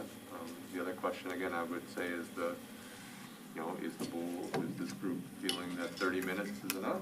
Do you want to look at 45, or what is that number? Before you answer that, if we tweak what we're talking about here, it can come back for second policy reading and be adopted next month. Mhm. If you take it back to committee and tweak it in a different way, then it should come back for a first reading again. Just to make it clear. Oh, that's what I was asking, Yeah. what is it okay to tweak it right now? Yeah, that's what It we're doing. doesn't, the We are- policy committee doesn't have to tweak it, we can. Correct, correct. We are tweaking it right now, yes. Oh, yeah, I'm good with And you're that. welcome to Yeah, I tweak it guess- right now. So I think I go back to my initial question then, if it's that running clock for that 30 minutes, or if we're literally, It would be individual time with people coming up and down, so it would run past 30 minutes. So the So you're total, saying you would have, I'm sorry, just to make that clear. 10 people, 30 3 minutes, minutes. if you had 3 minutes, you would allow 10 people to speak. Yes, Right, so it'd be Right. 3 minutes, okay, there's that, so it would really come down to an amount of people. that is what I would do, yes. so then I'm thinking, if a handful of people only do 2 minutes, or they just are real quick, Right. like, why don't we just have it from a time frame, and we estimate, we know we can fit in this many people in this time frame, We'll it's a have running 30 clock. minutes or less of public input is what you're saying. 10 people with 3 She's, minutes. or she's saying we could have more than 10 people if they only take. Right, but we'd have 30 minutes or So less. could you just have a running clock and stop it in between each speaker also? I mean, that would take care of that, right? Or we could do 45 minutes, and then we know that we can fit that many people in. Just do 45 minutes as a running clock, and that gives us that buffer, so that we know we're going to get approximately 30 minutes of speaking in, but we have that buffer already built in, so it's not like all the logistics come out of stopping and starting a Right. clock, and then the thing's not working. Just do, 45 minutes, and we can estimate that many of people at 3 minutes will fill this time with our We buffer. just go down the line until we run out of time. It's important to not discriminate from one person to another. That's where the value of setting a time limit per person is important, because you don't want to say, well, you gave this person 3 minutes and I only got 1. No, we're still No, gonna still give them gonna their have 3 minutes. time. I'm saying build in that buffer to our 30 minutes so that we're not starting and stopping a clock the whole time. So I think what Christie's saying is if you have a running clock to 45 minutes, but you're timing people to 3, or whatever number you have, once that 45 minutes is up, I mean, it could be written in here, like, so if a speaker has started, but the 45 minutes is up, they're allowed to finish their 3 minutes, and then they're done, right? So that could be written in here, so it's really clear. I mean, that's the idea. You want to make it really clear, so it's not, well, Adam shut me down today, but last week he let somebody else go. Or Angie, if she's the one who's running the meeting, shut me down, and last week Adam would have let him go, or something like that. You just want to make it really clear so it's cut and dry, and everybody knows exactly what that means, and I can try to write an example in here, like how that's run. You give me the times that we're using, I can do that. It also helps if we have a great timer that has a noise on it and everybody gets it. Well, so what you'd do is you'd probably have, like Adam have the timer he has now, resetting 3 minutes, and then we would have either Maureen or myself or somebody else have another timer that's set for 45, and we would just set it up here, and, or for 30, or whatever that minute is, and it would run, and then when this one goes, whoever's speaking at that last one, would be allowed to finish, and then I would be the last speaker. That's how I would see that working, just trying to be as, because you don't want to cut somebody off who just got 45 seconds into their 3 minutes, but because of, it taking too long for people to transition. Well, and then if you have somebody calling in, that it takes a little longer too, usually.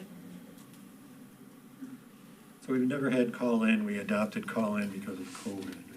Hopefully this will go away and get rid of call-in. I think call-in is nice for people though. I agree. Because It there's does make it people that easier. just couldn't get here that have, Call-in was something the policy committee discussed, but if we were going to do it, we need to have someone other than a board member Thank you. man the phone yes, so that the board Manning it. members can concentrate on Yes. what is being said.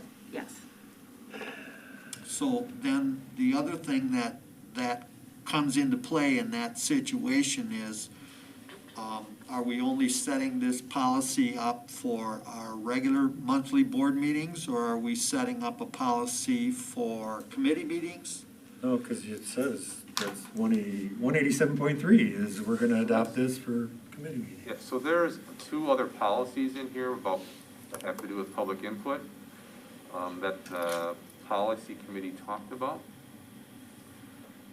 One was 187.1, which they felt just repeated everything that was in policy 187, so the policy committee is recommending we retire that policy. And the other one was 187.3, which is regarding the board committee meetings, and that policy revision just states that if a board committee decides to have public input, again, they don't have to, we typically have, they will follow the procedures outlined in policy 187, which is what we're talking about right now. So including the time length? Because like those committee meetings, like sometimes they're an hour and a half, and then the next meeting starts, so how, 45 minutes of public input would be a lot at a. well, then how do you do the committee stuff? No, I understand. You'd have to make it a workable limit, because a lot of times we have back-to-back meetings. Yeah, right, You because can't- those have a hard ending, it's not like, oh, go on until the night. Well, you can't have so much citizen input that you can't take care of your business, and then you gotta come back again. So, but then like 30 or 45 minutes wouldn't work, because that'd be more than half of the meeting. Not so for a that- policy meeting. Right, So you either gotta adjust the amount of time that they can talk, or put a hard limit on the number of people. Well, if you give, in a committee meeting, if you give 10 people 3 minutes each, that's a lot of people, Yeah. Yes. right? And rarely do, up until today, rarely have we ever had 3 people, right? We have had 3 people, but it's been rare. well then, so the thing that's gonna happen, like if you have an hour and a half meeting, and then you do have a lot of people who wanna speak, and so you do 45 minutes, so now you have 45 minutes, and then you're gonna have to have like another meeting, like another Yeah, committee you meeting, have you have to start adding meetings, because you gotta do all the So committee stuff. it doesn't have to, right? It doesn't have to align. That's how it's set up right now, but if you want to make your policy committee meeting or your committee meetings be a shorter time frame or a longer time frame, you can write that in this agenda. I mean, you can I write that in think the that, policy. that because of the nature of the committee meetings, that it should be, like the baseline should be shorter, but it could also have that same like clause in there, like you could decide that there's a lot of interest in that we want to have this meeting be more public input. But that's It's what it just- says. Okay. We All use it, right. so we You're right. be able to do All that. right, never mind. It just depends on what you want to limit it to, right? So it depends on, I would agree, like a policy committee meeting, 45 minutes of public input would be a lot, because you're dealing with, again, those back-to-back meetings, some of them nights, some of them you're not, but there's the 2 that are back-to-back where, they would just blow Right, those you out of the can't, water. you can't keep going because But you if have you to limit it end. at 30, you could probably do that. It just depends if you stay at 30 or not. But I think 30 is a max, right? For the committee, for sure. Sorry, that's not what I mean. I mean, rarely will we ever go to 30, because in those meetings. Right. But you could also put something in policy 187.3 that talks about timing. We will follow this policy except for, we will have a minimum of, or maximum length of however many minutes you want. It's really up to the board. Well, if it's not gonna go into effect until next summer, we could I think it should go back to policy. see. Yeah, I mean, we didn't talk about that part of it. We can No, talk we about haven't. that part of the policy committee. Yeah. I feel kind of uncomfortable with just tweaking it right now and then having it be a second read. I kind of Okay. feel like these discussions. So let's put it back on for a first read. So back to committee. Sorry, policy committee. Yeah. Make some changes and we'll discuss it again next one. You have all those written down? Most of them, yeah. So I guess the last one, I'm not sure on those. Two. One, what is the time limit you want? Like, are you looking at 30, because we're gonna get back in policy committee and go, okay, so what time do you want 30 minutes or 45? For the board meeting? Yeah. I say 45. I say 45. Is that what you're thinking, 45? I see a couple nodding heads, I see a couple, I don't know. We just did an hour tonight, We did. over an hour, and it wasn't terrible, so. 45 is fine. I think it's a happy medium Yeah. between Right. limiting totally versus Giving everything unlimited. work hours. Right. It's more than what's in here, so I can move that to 45, but maybe committee meetings at 30 minutes? I think committee. So then I can write those in somehow. Yeah, it's Um, too much. 30 might even be a lot. It is a lot. Committee meeting. But again, Because some people of these are an generally hour and a half. don't show up, and so if that continues, then we're fine. If people show up, then it's a problem. That doesn't come out right. People should show No, up. I know. People should get I posted. know what Yes. you're saying. It's just that if you It's can't just do that the some of stuff you them are gotta do in the more- committee. Right. Have more interest Then, than well, others. then we need, then maybe it's like, okay, now we need a listening session or we need some other kind Yes, of I vehicle. agree with that. If for it's a public very, input. big subject that people want, then there's more time. Why don't you try 3 minutes on committee meetings, not to exceed 20 total of actual talking time? 20 minutes, Yeah. Would be fine. which would be 30 minutes of, So a running clock of 20 minutes or a running clock of 30 minutes? 20. I mean, if you think that would, like, I was kind of thinking 15 minutes, that gives 5 people. 5 people coming to a committee meeting would be It's a lot. a lot. You could put the clause in there, the same clause as the chairman of the committee meeting we A lot of can vote people as a sign up. committee to We can increase decide. the time if we Right, want. it's in there already. Absolutely, yeah. It's in there already. Yes, it's, I think 20 minutes So is running sufficient. time of 20 minutes, 3 minutes a person, with the clause that we can vote before public input starts to extend it. Yes.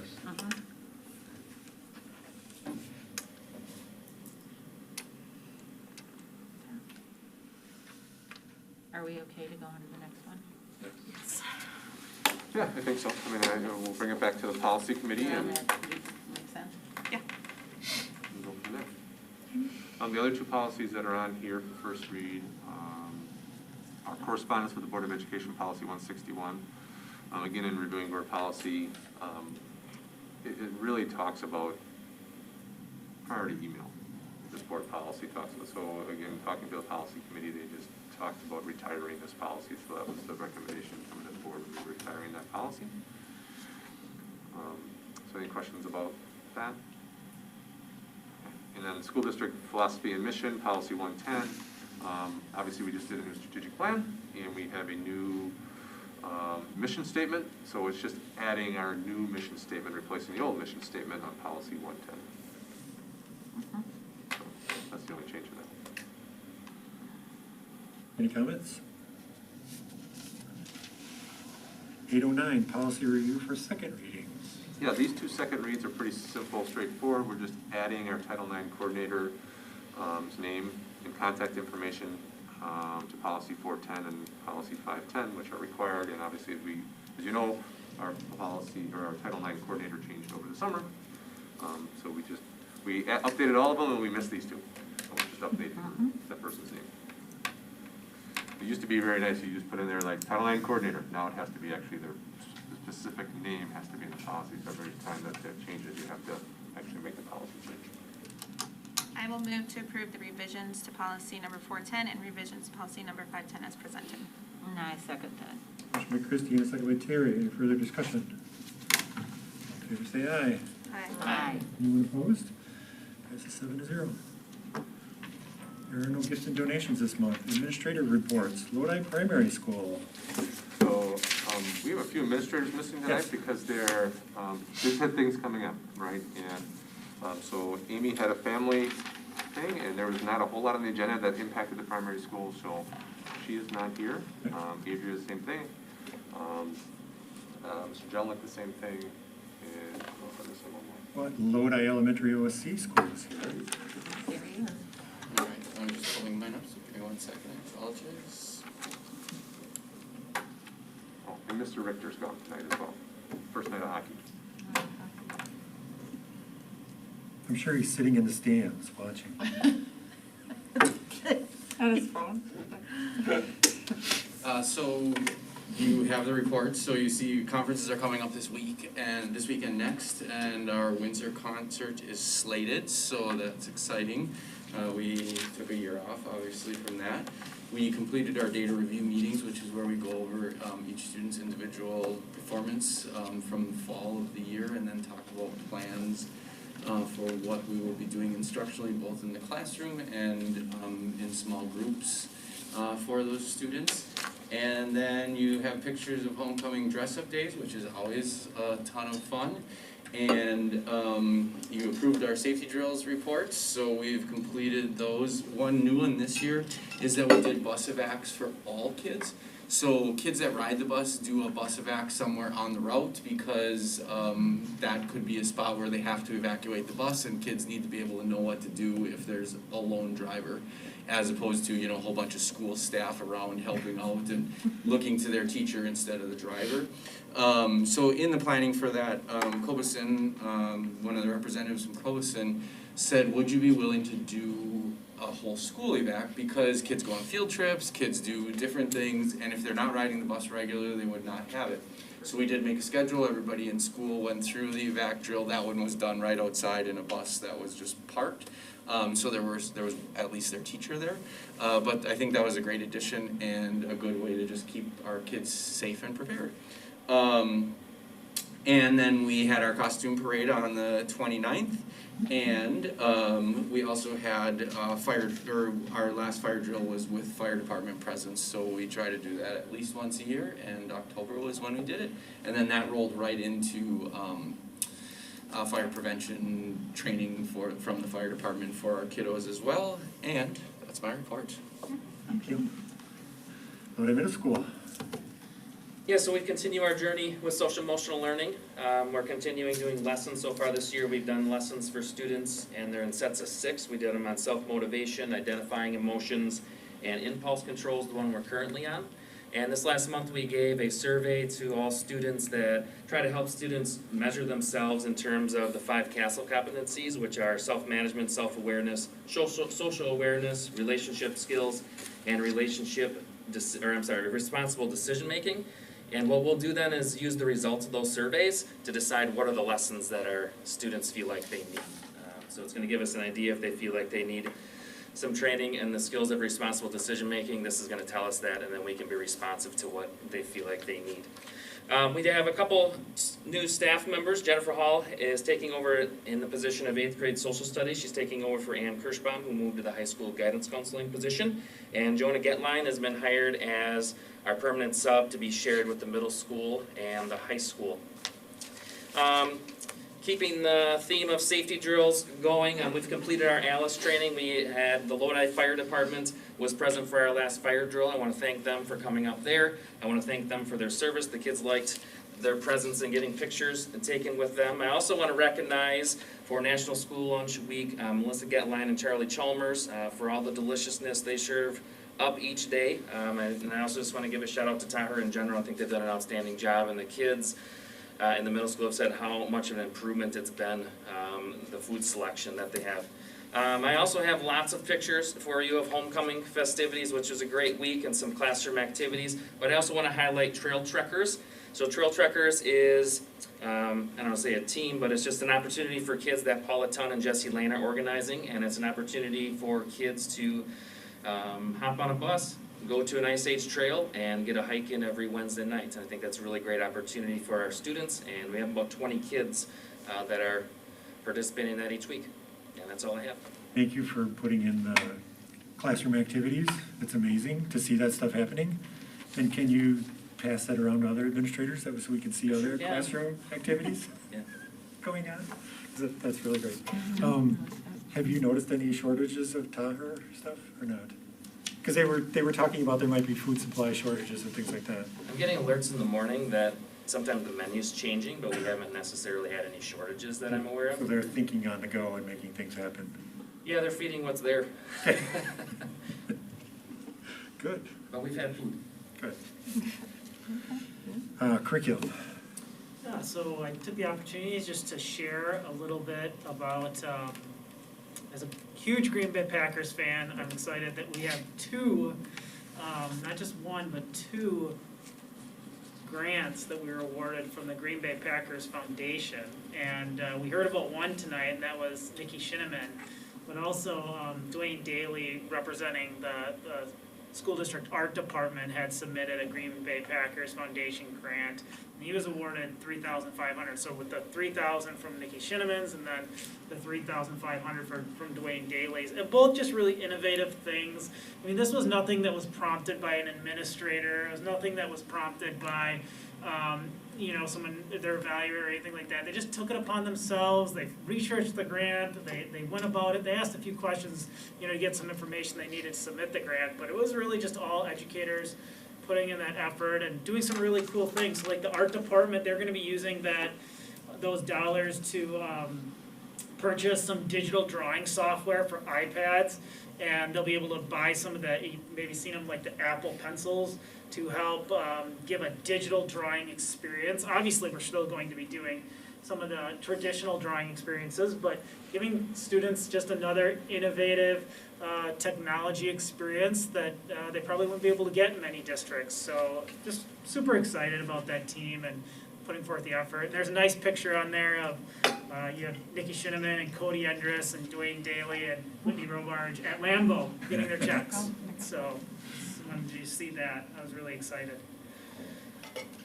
The next one was a peer review mentoring grant. So it's a grant that we can apply for through the state, and it is a competitive grant. And there's only so many dollars that are awarded for that, and we were awarded the peer review mentoring grant this year for $12,500. And so we use those funds to provide mentor stipends. So we take a veteran teacher and we pair that with a teacher who's new to the school district so that they can have a mentoring experience. And there's kind of monthly activities that we ask the mentor teacher to support the new teacher with throughout the school year.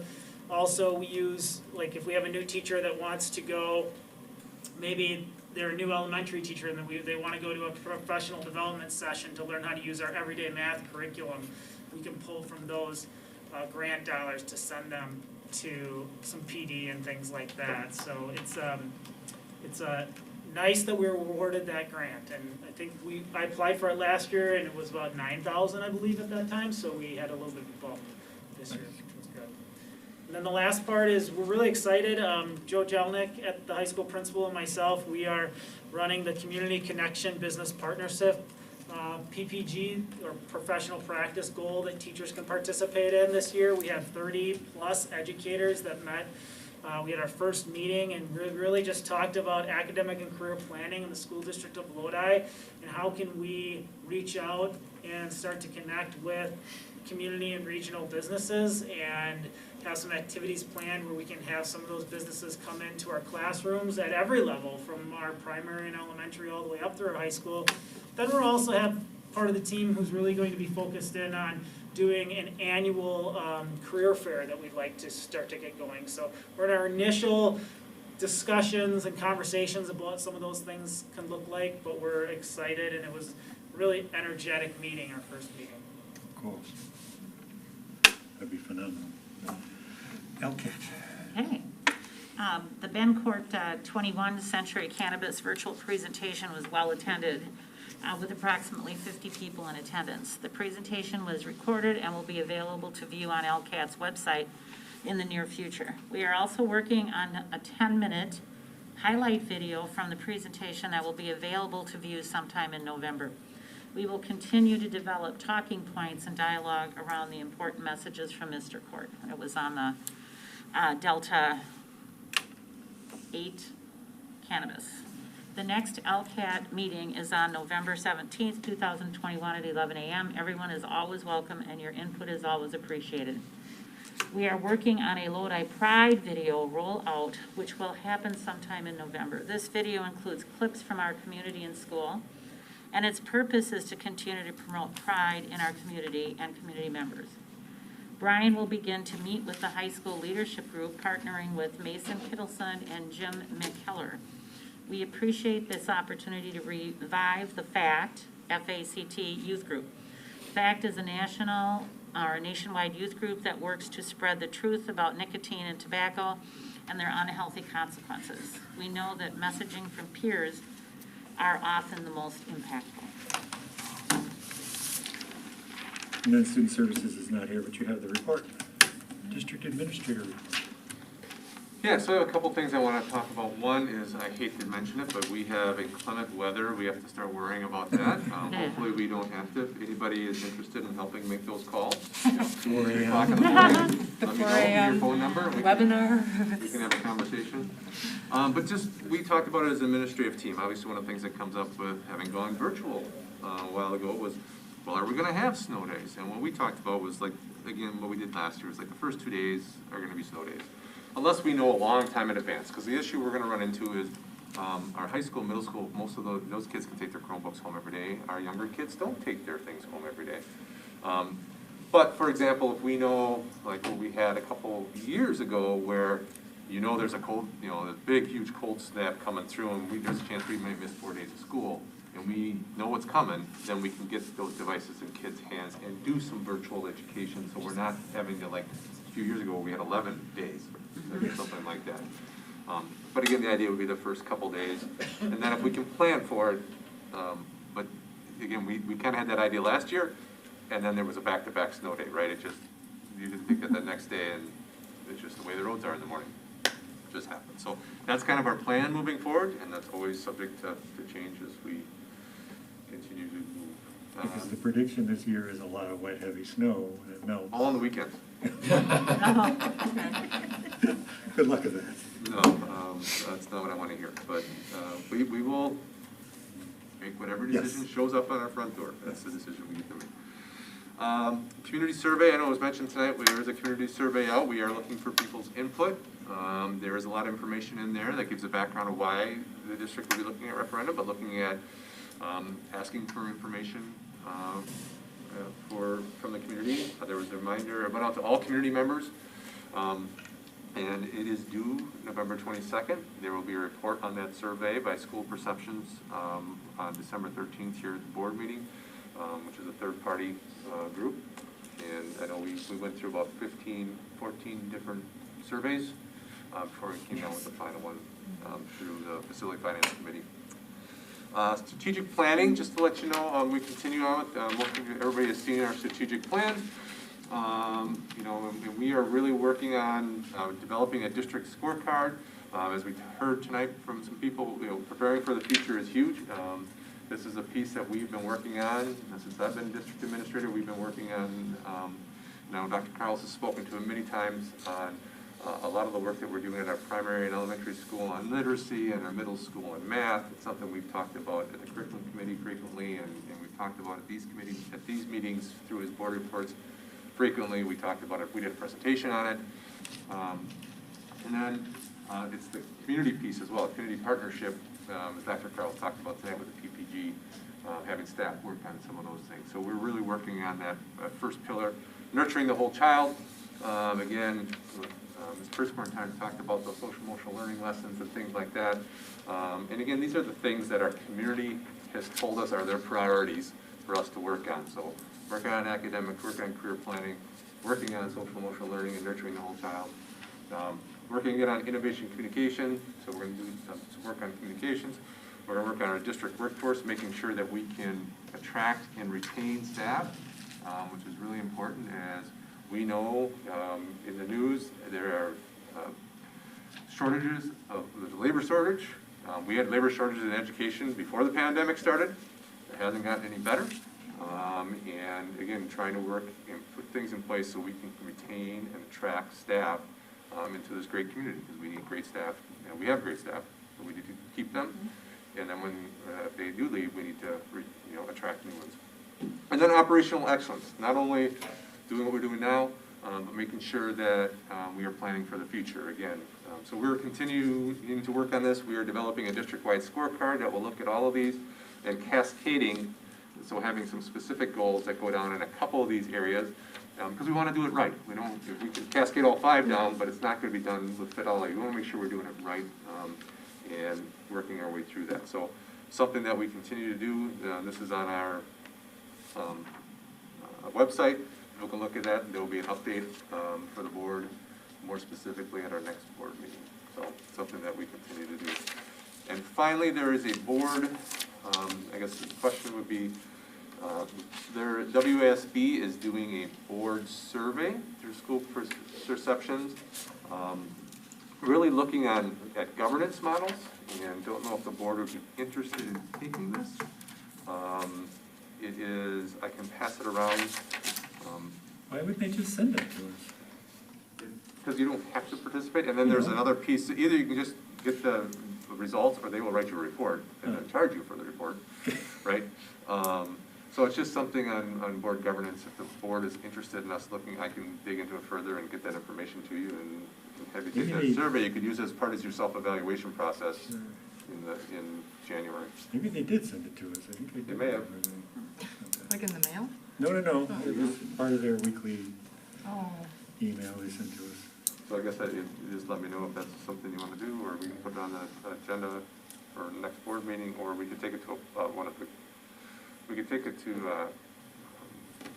I think, policy. Sorry. Well, wouldn't it just literally be us going online and answering questions? Yeah, it is. Okay. It's just if you want to do it or not. Right. As a board, As a board. that's the problem. That's the part. Like, Got you it. all want to do it Not together, and then look individually. at the results afterwards, not just individually No, doing I it. understand. That wouldn't really help. All right, I didn't explain that very well. So you want us to let you know on that? Well, yeah, so you can just look at it, let me know, and I could bring it back to any, if we want to have a committee look at it a little more deeply, Yes, do that. right, and then bring it back to the board as a recommendation. It's a facility committee, contract I don't think review, we should. finance, curriculum committee, something. Maybe contract, Try to give it away. Contract review. maybe contract review. Yeah, Yeah, contract that- Yeah, review. that's a great one. That's the one. We can do that. We can do contract review. All right. Okay. We don't have a lot on that agenda right now. We got a lot of policy, a lot of facility finance. You're right, Very you're good. right, all right. Contract review. So, Look at it. board president report. So you may have noticed Ashley Richards is not here, our student board rep. Yes. She is doing a sound check tonight for the High School Musical. Oh, And all of you should have bought your tickets to go see High School Musical. and it's this week. Mine. It is next weekend and the following weekend. No, it's this coming. Oh, no. Is it this coming weekend already? Yeah. It is Saturday night and, Saturday and Sunday. Sunday. And then the following It's this Saturday, weekend. Sunday. No, the And following Friday and Saturday.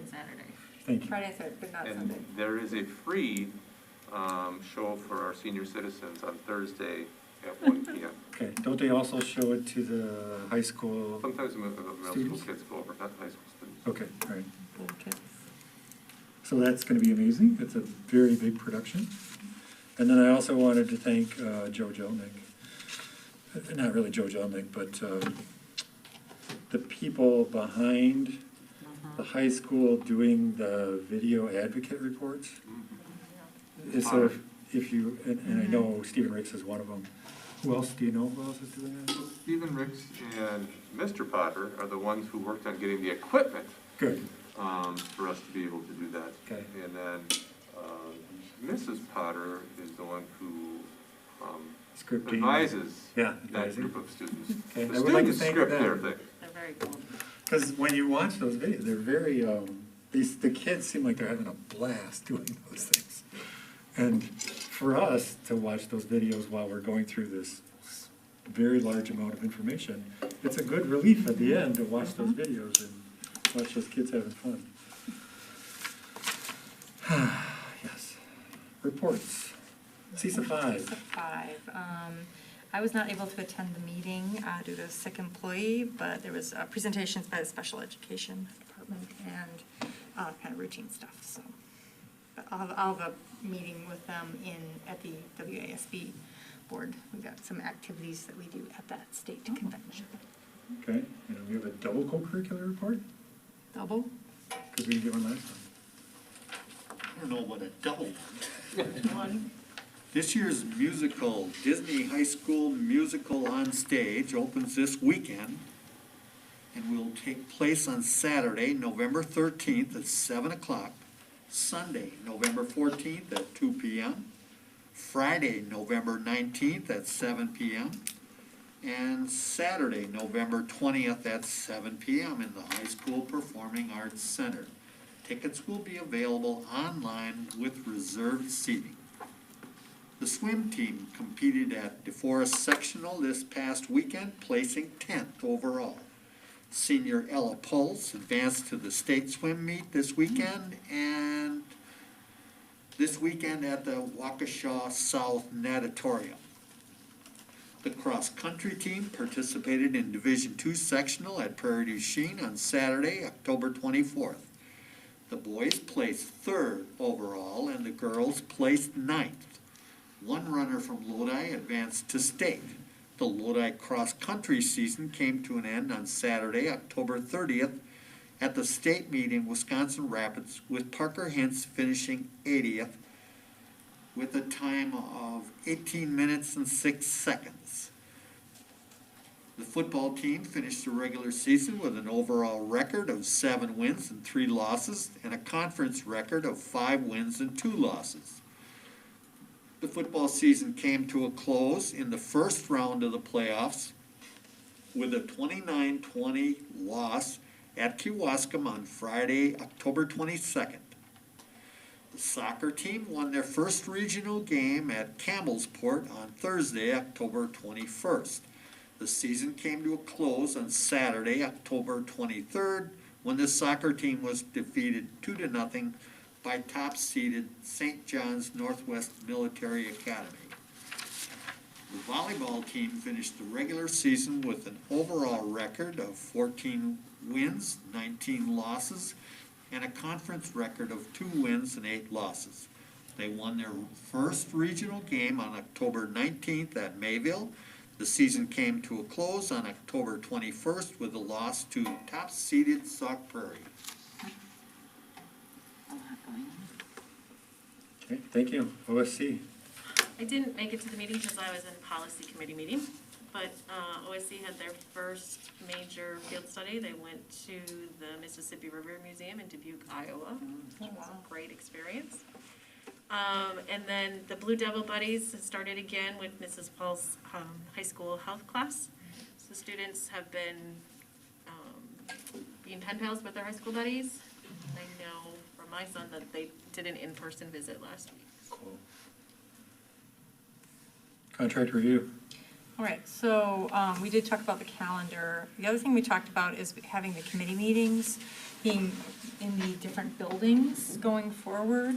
So we do have a calendar for that, which I am sure you will be all seeing.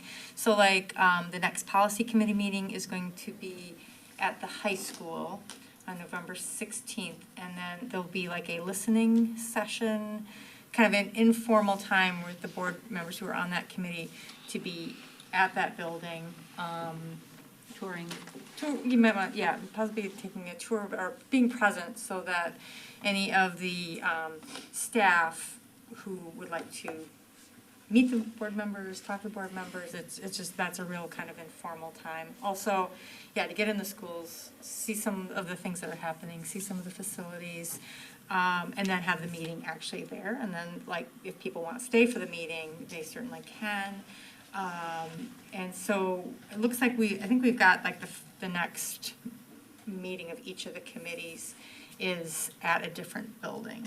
And then we talked about whether we would just continue to do that or, you know, see how it goes. And then, so I think we did talk about the timing with everybody, each committee member, to make sure that everybody could get to the meetings, or not people who get to them early. So I thought that would be a good way to get more, you know, interaction with the staff and hear what their concerns are and see what's going on in the schools, more so than being in the, you know, the one building. Here, you see this, plenty. So I think that's going to be really think it's gonna be really great to get out more and have be, finger on the pulse of what's happening, but better. We talked about the calendar. We also we've had a constant agenda item about COVID-19 leave, about possibility of giving additional leave for quarantining or other COVID needs. At this point, those expire, like all those additional leaves that we gave expired at the end of the last year. So we haven't made any recommendations regarding adding additional leave at this point, but we're keeping it on the agenda because it can be a real hardship for staff who need to be or are sick or have sick family members and they're using up their leave. So at this point, there's always a possibility to come to the board for extenuating circumstances. So. Okay. Next is curriculum, which is meeting. Nick, could you put on the agenda to talk about changing chair of curriculum to Christy for next month? Because I kind of missed last month. We did meet on October 13th, and we talked about phonics and spelling word studies at the primary and elementary school and how that would be currently being implemented at the primary school and will be implemented in elementary. And then we also talked about bringing back and implementing advanced learner services. And then facility and finance. Facility finance, we met on November 3rd, and we talked about the upcoming referendum, lots of information, looking at the maintenance facility study done by C.G. Schmidt, and also a green space study from Point of Beginning. We also talked about the community survey that is in the works. We discussed a police resource officer. The city of Lodi was interested in, I guess not sharing, but having, it has to do with the traffic jam out at the four-way. So we just kind of discussed that. We took no action on that. We felt at this point the district doesn't have the funding to do anything with the city really, so that's kind of how that was left. We did look at the process to name a field, and that was referred, I believe, to policy. You might be seeing that. Or not, or no policy, but no. So we did talk about that, but again, we took no action on that either. And then we are also planning at our next meeting to meet, and I can't remember which school, I'm confused now if it's the middle school or the primary school, one of the ones, to do a listening session before our next meeting and get a tour of the school. It'll say on here. Yeah, and our next meeting is January 5th. No, but it'll say, when you go to read about the meeting, it'll say where the meeting's gonna be. Yeah. To remind you. Yeah, I can just review those quickly. It's November 16th and Tuesday is the policy committee, and that's gonna be at the high school. November 17th at elementary is curriculum committee. December 1st, the contract review committee is gonna be at the middle school, and then January 5th, facility and finance committee will be at the primary school.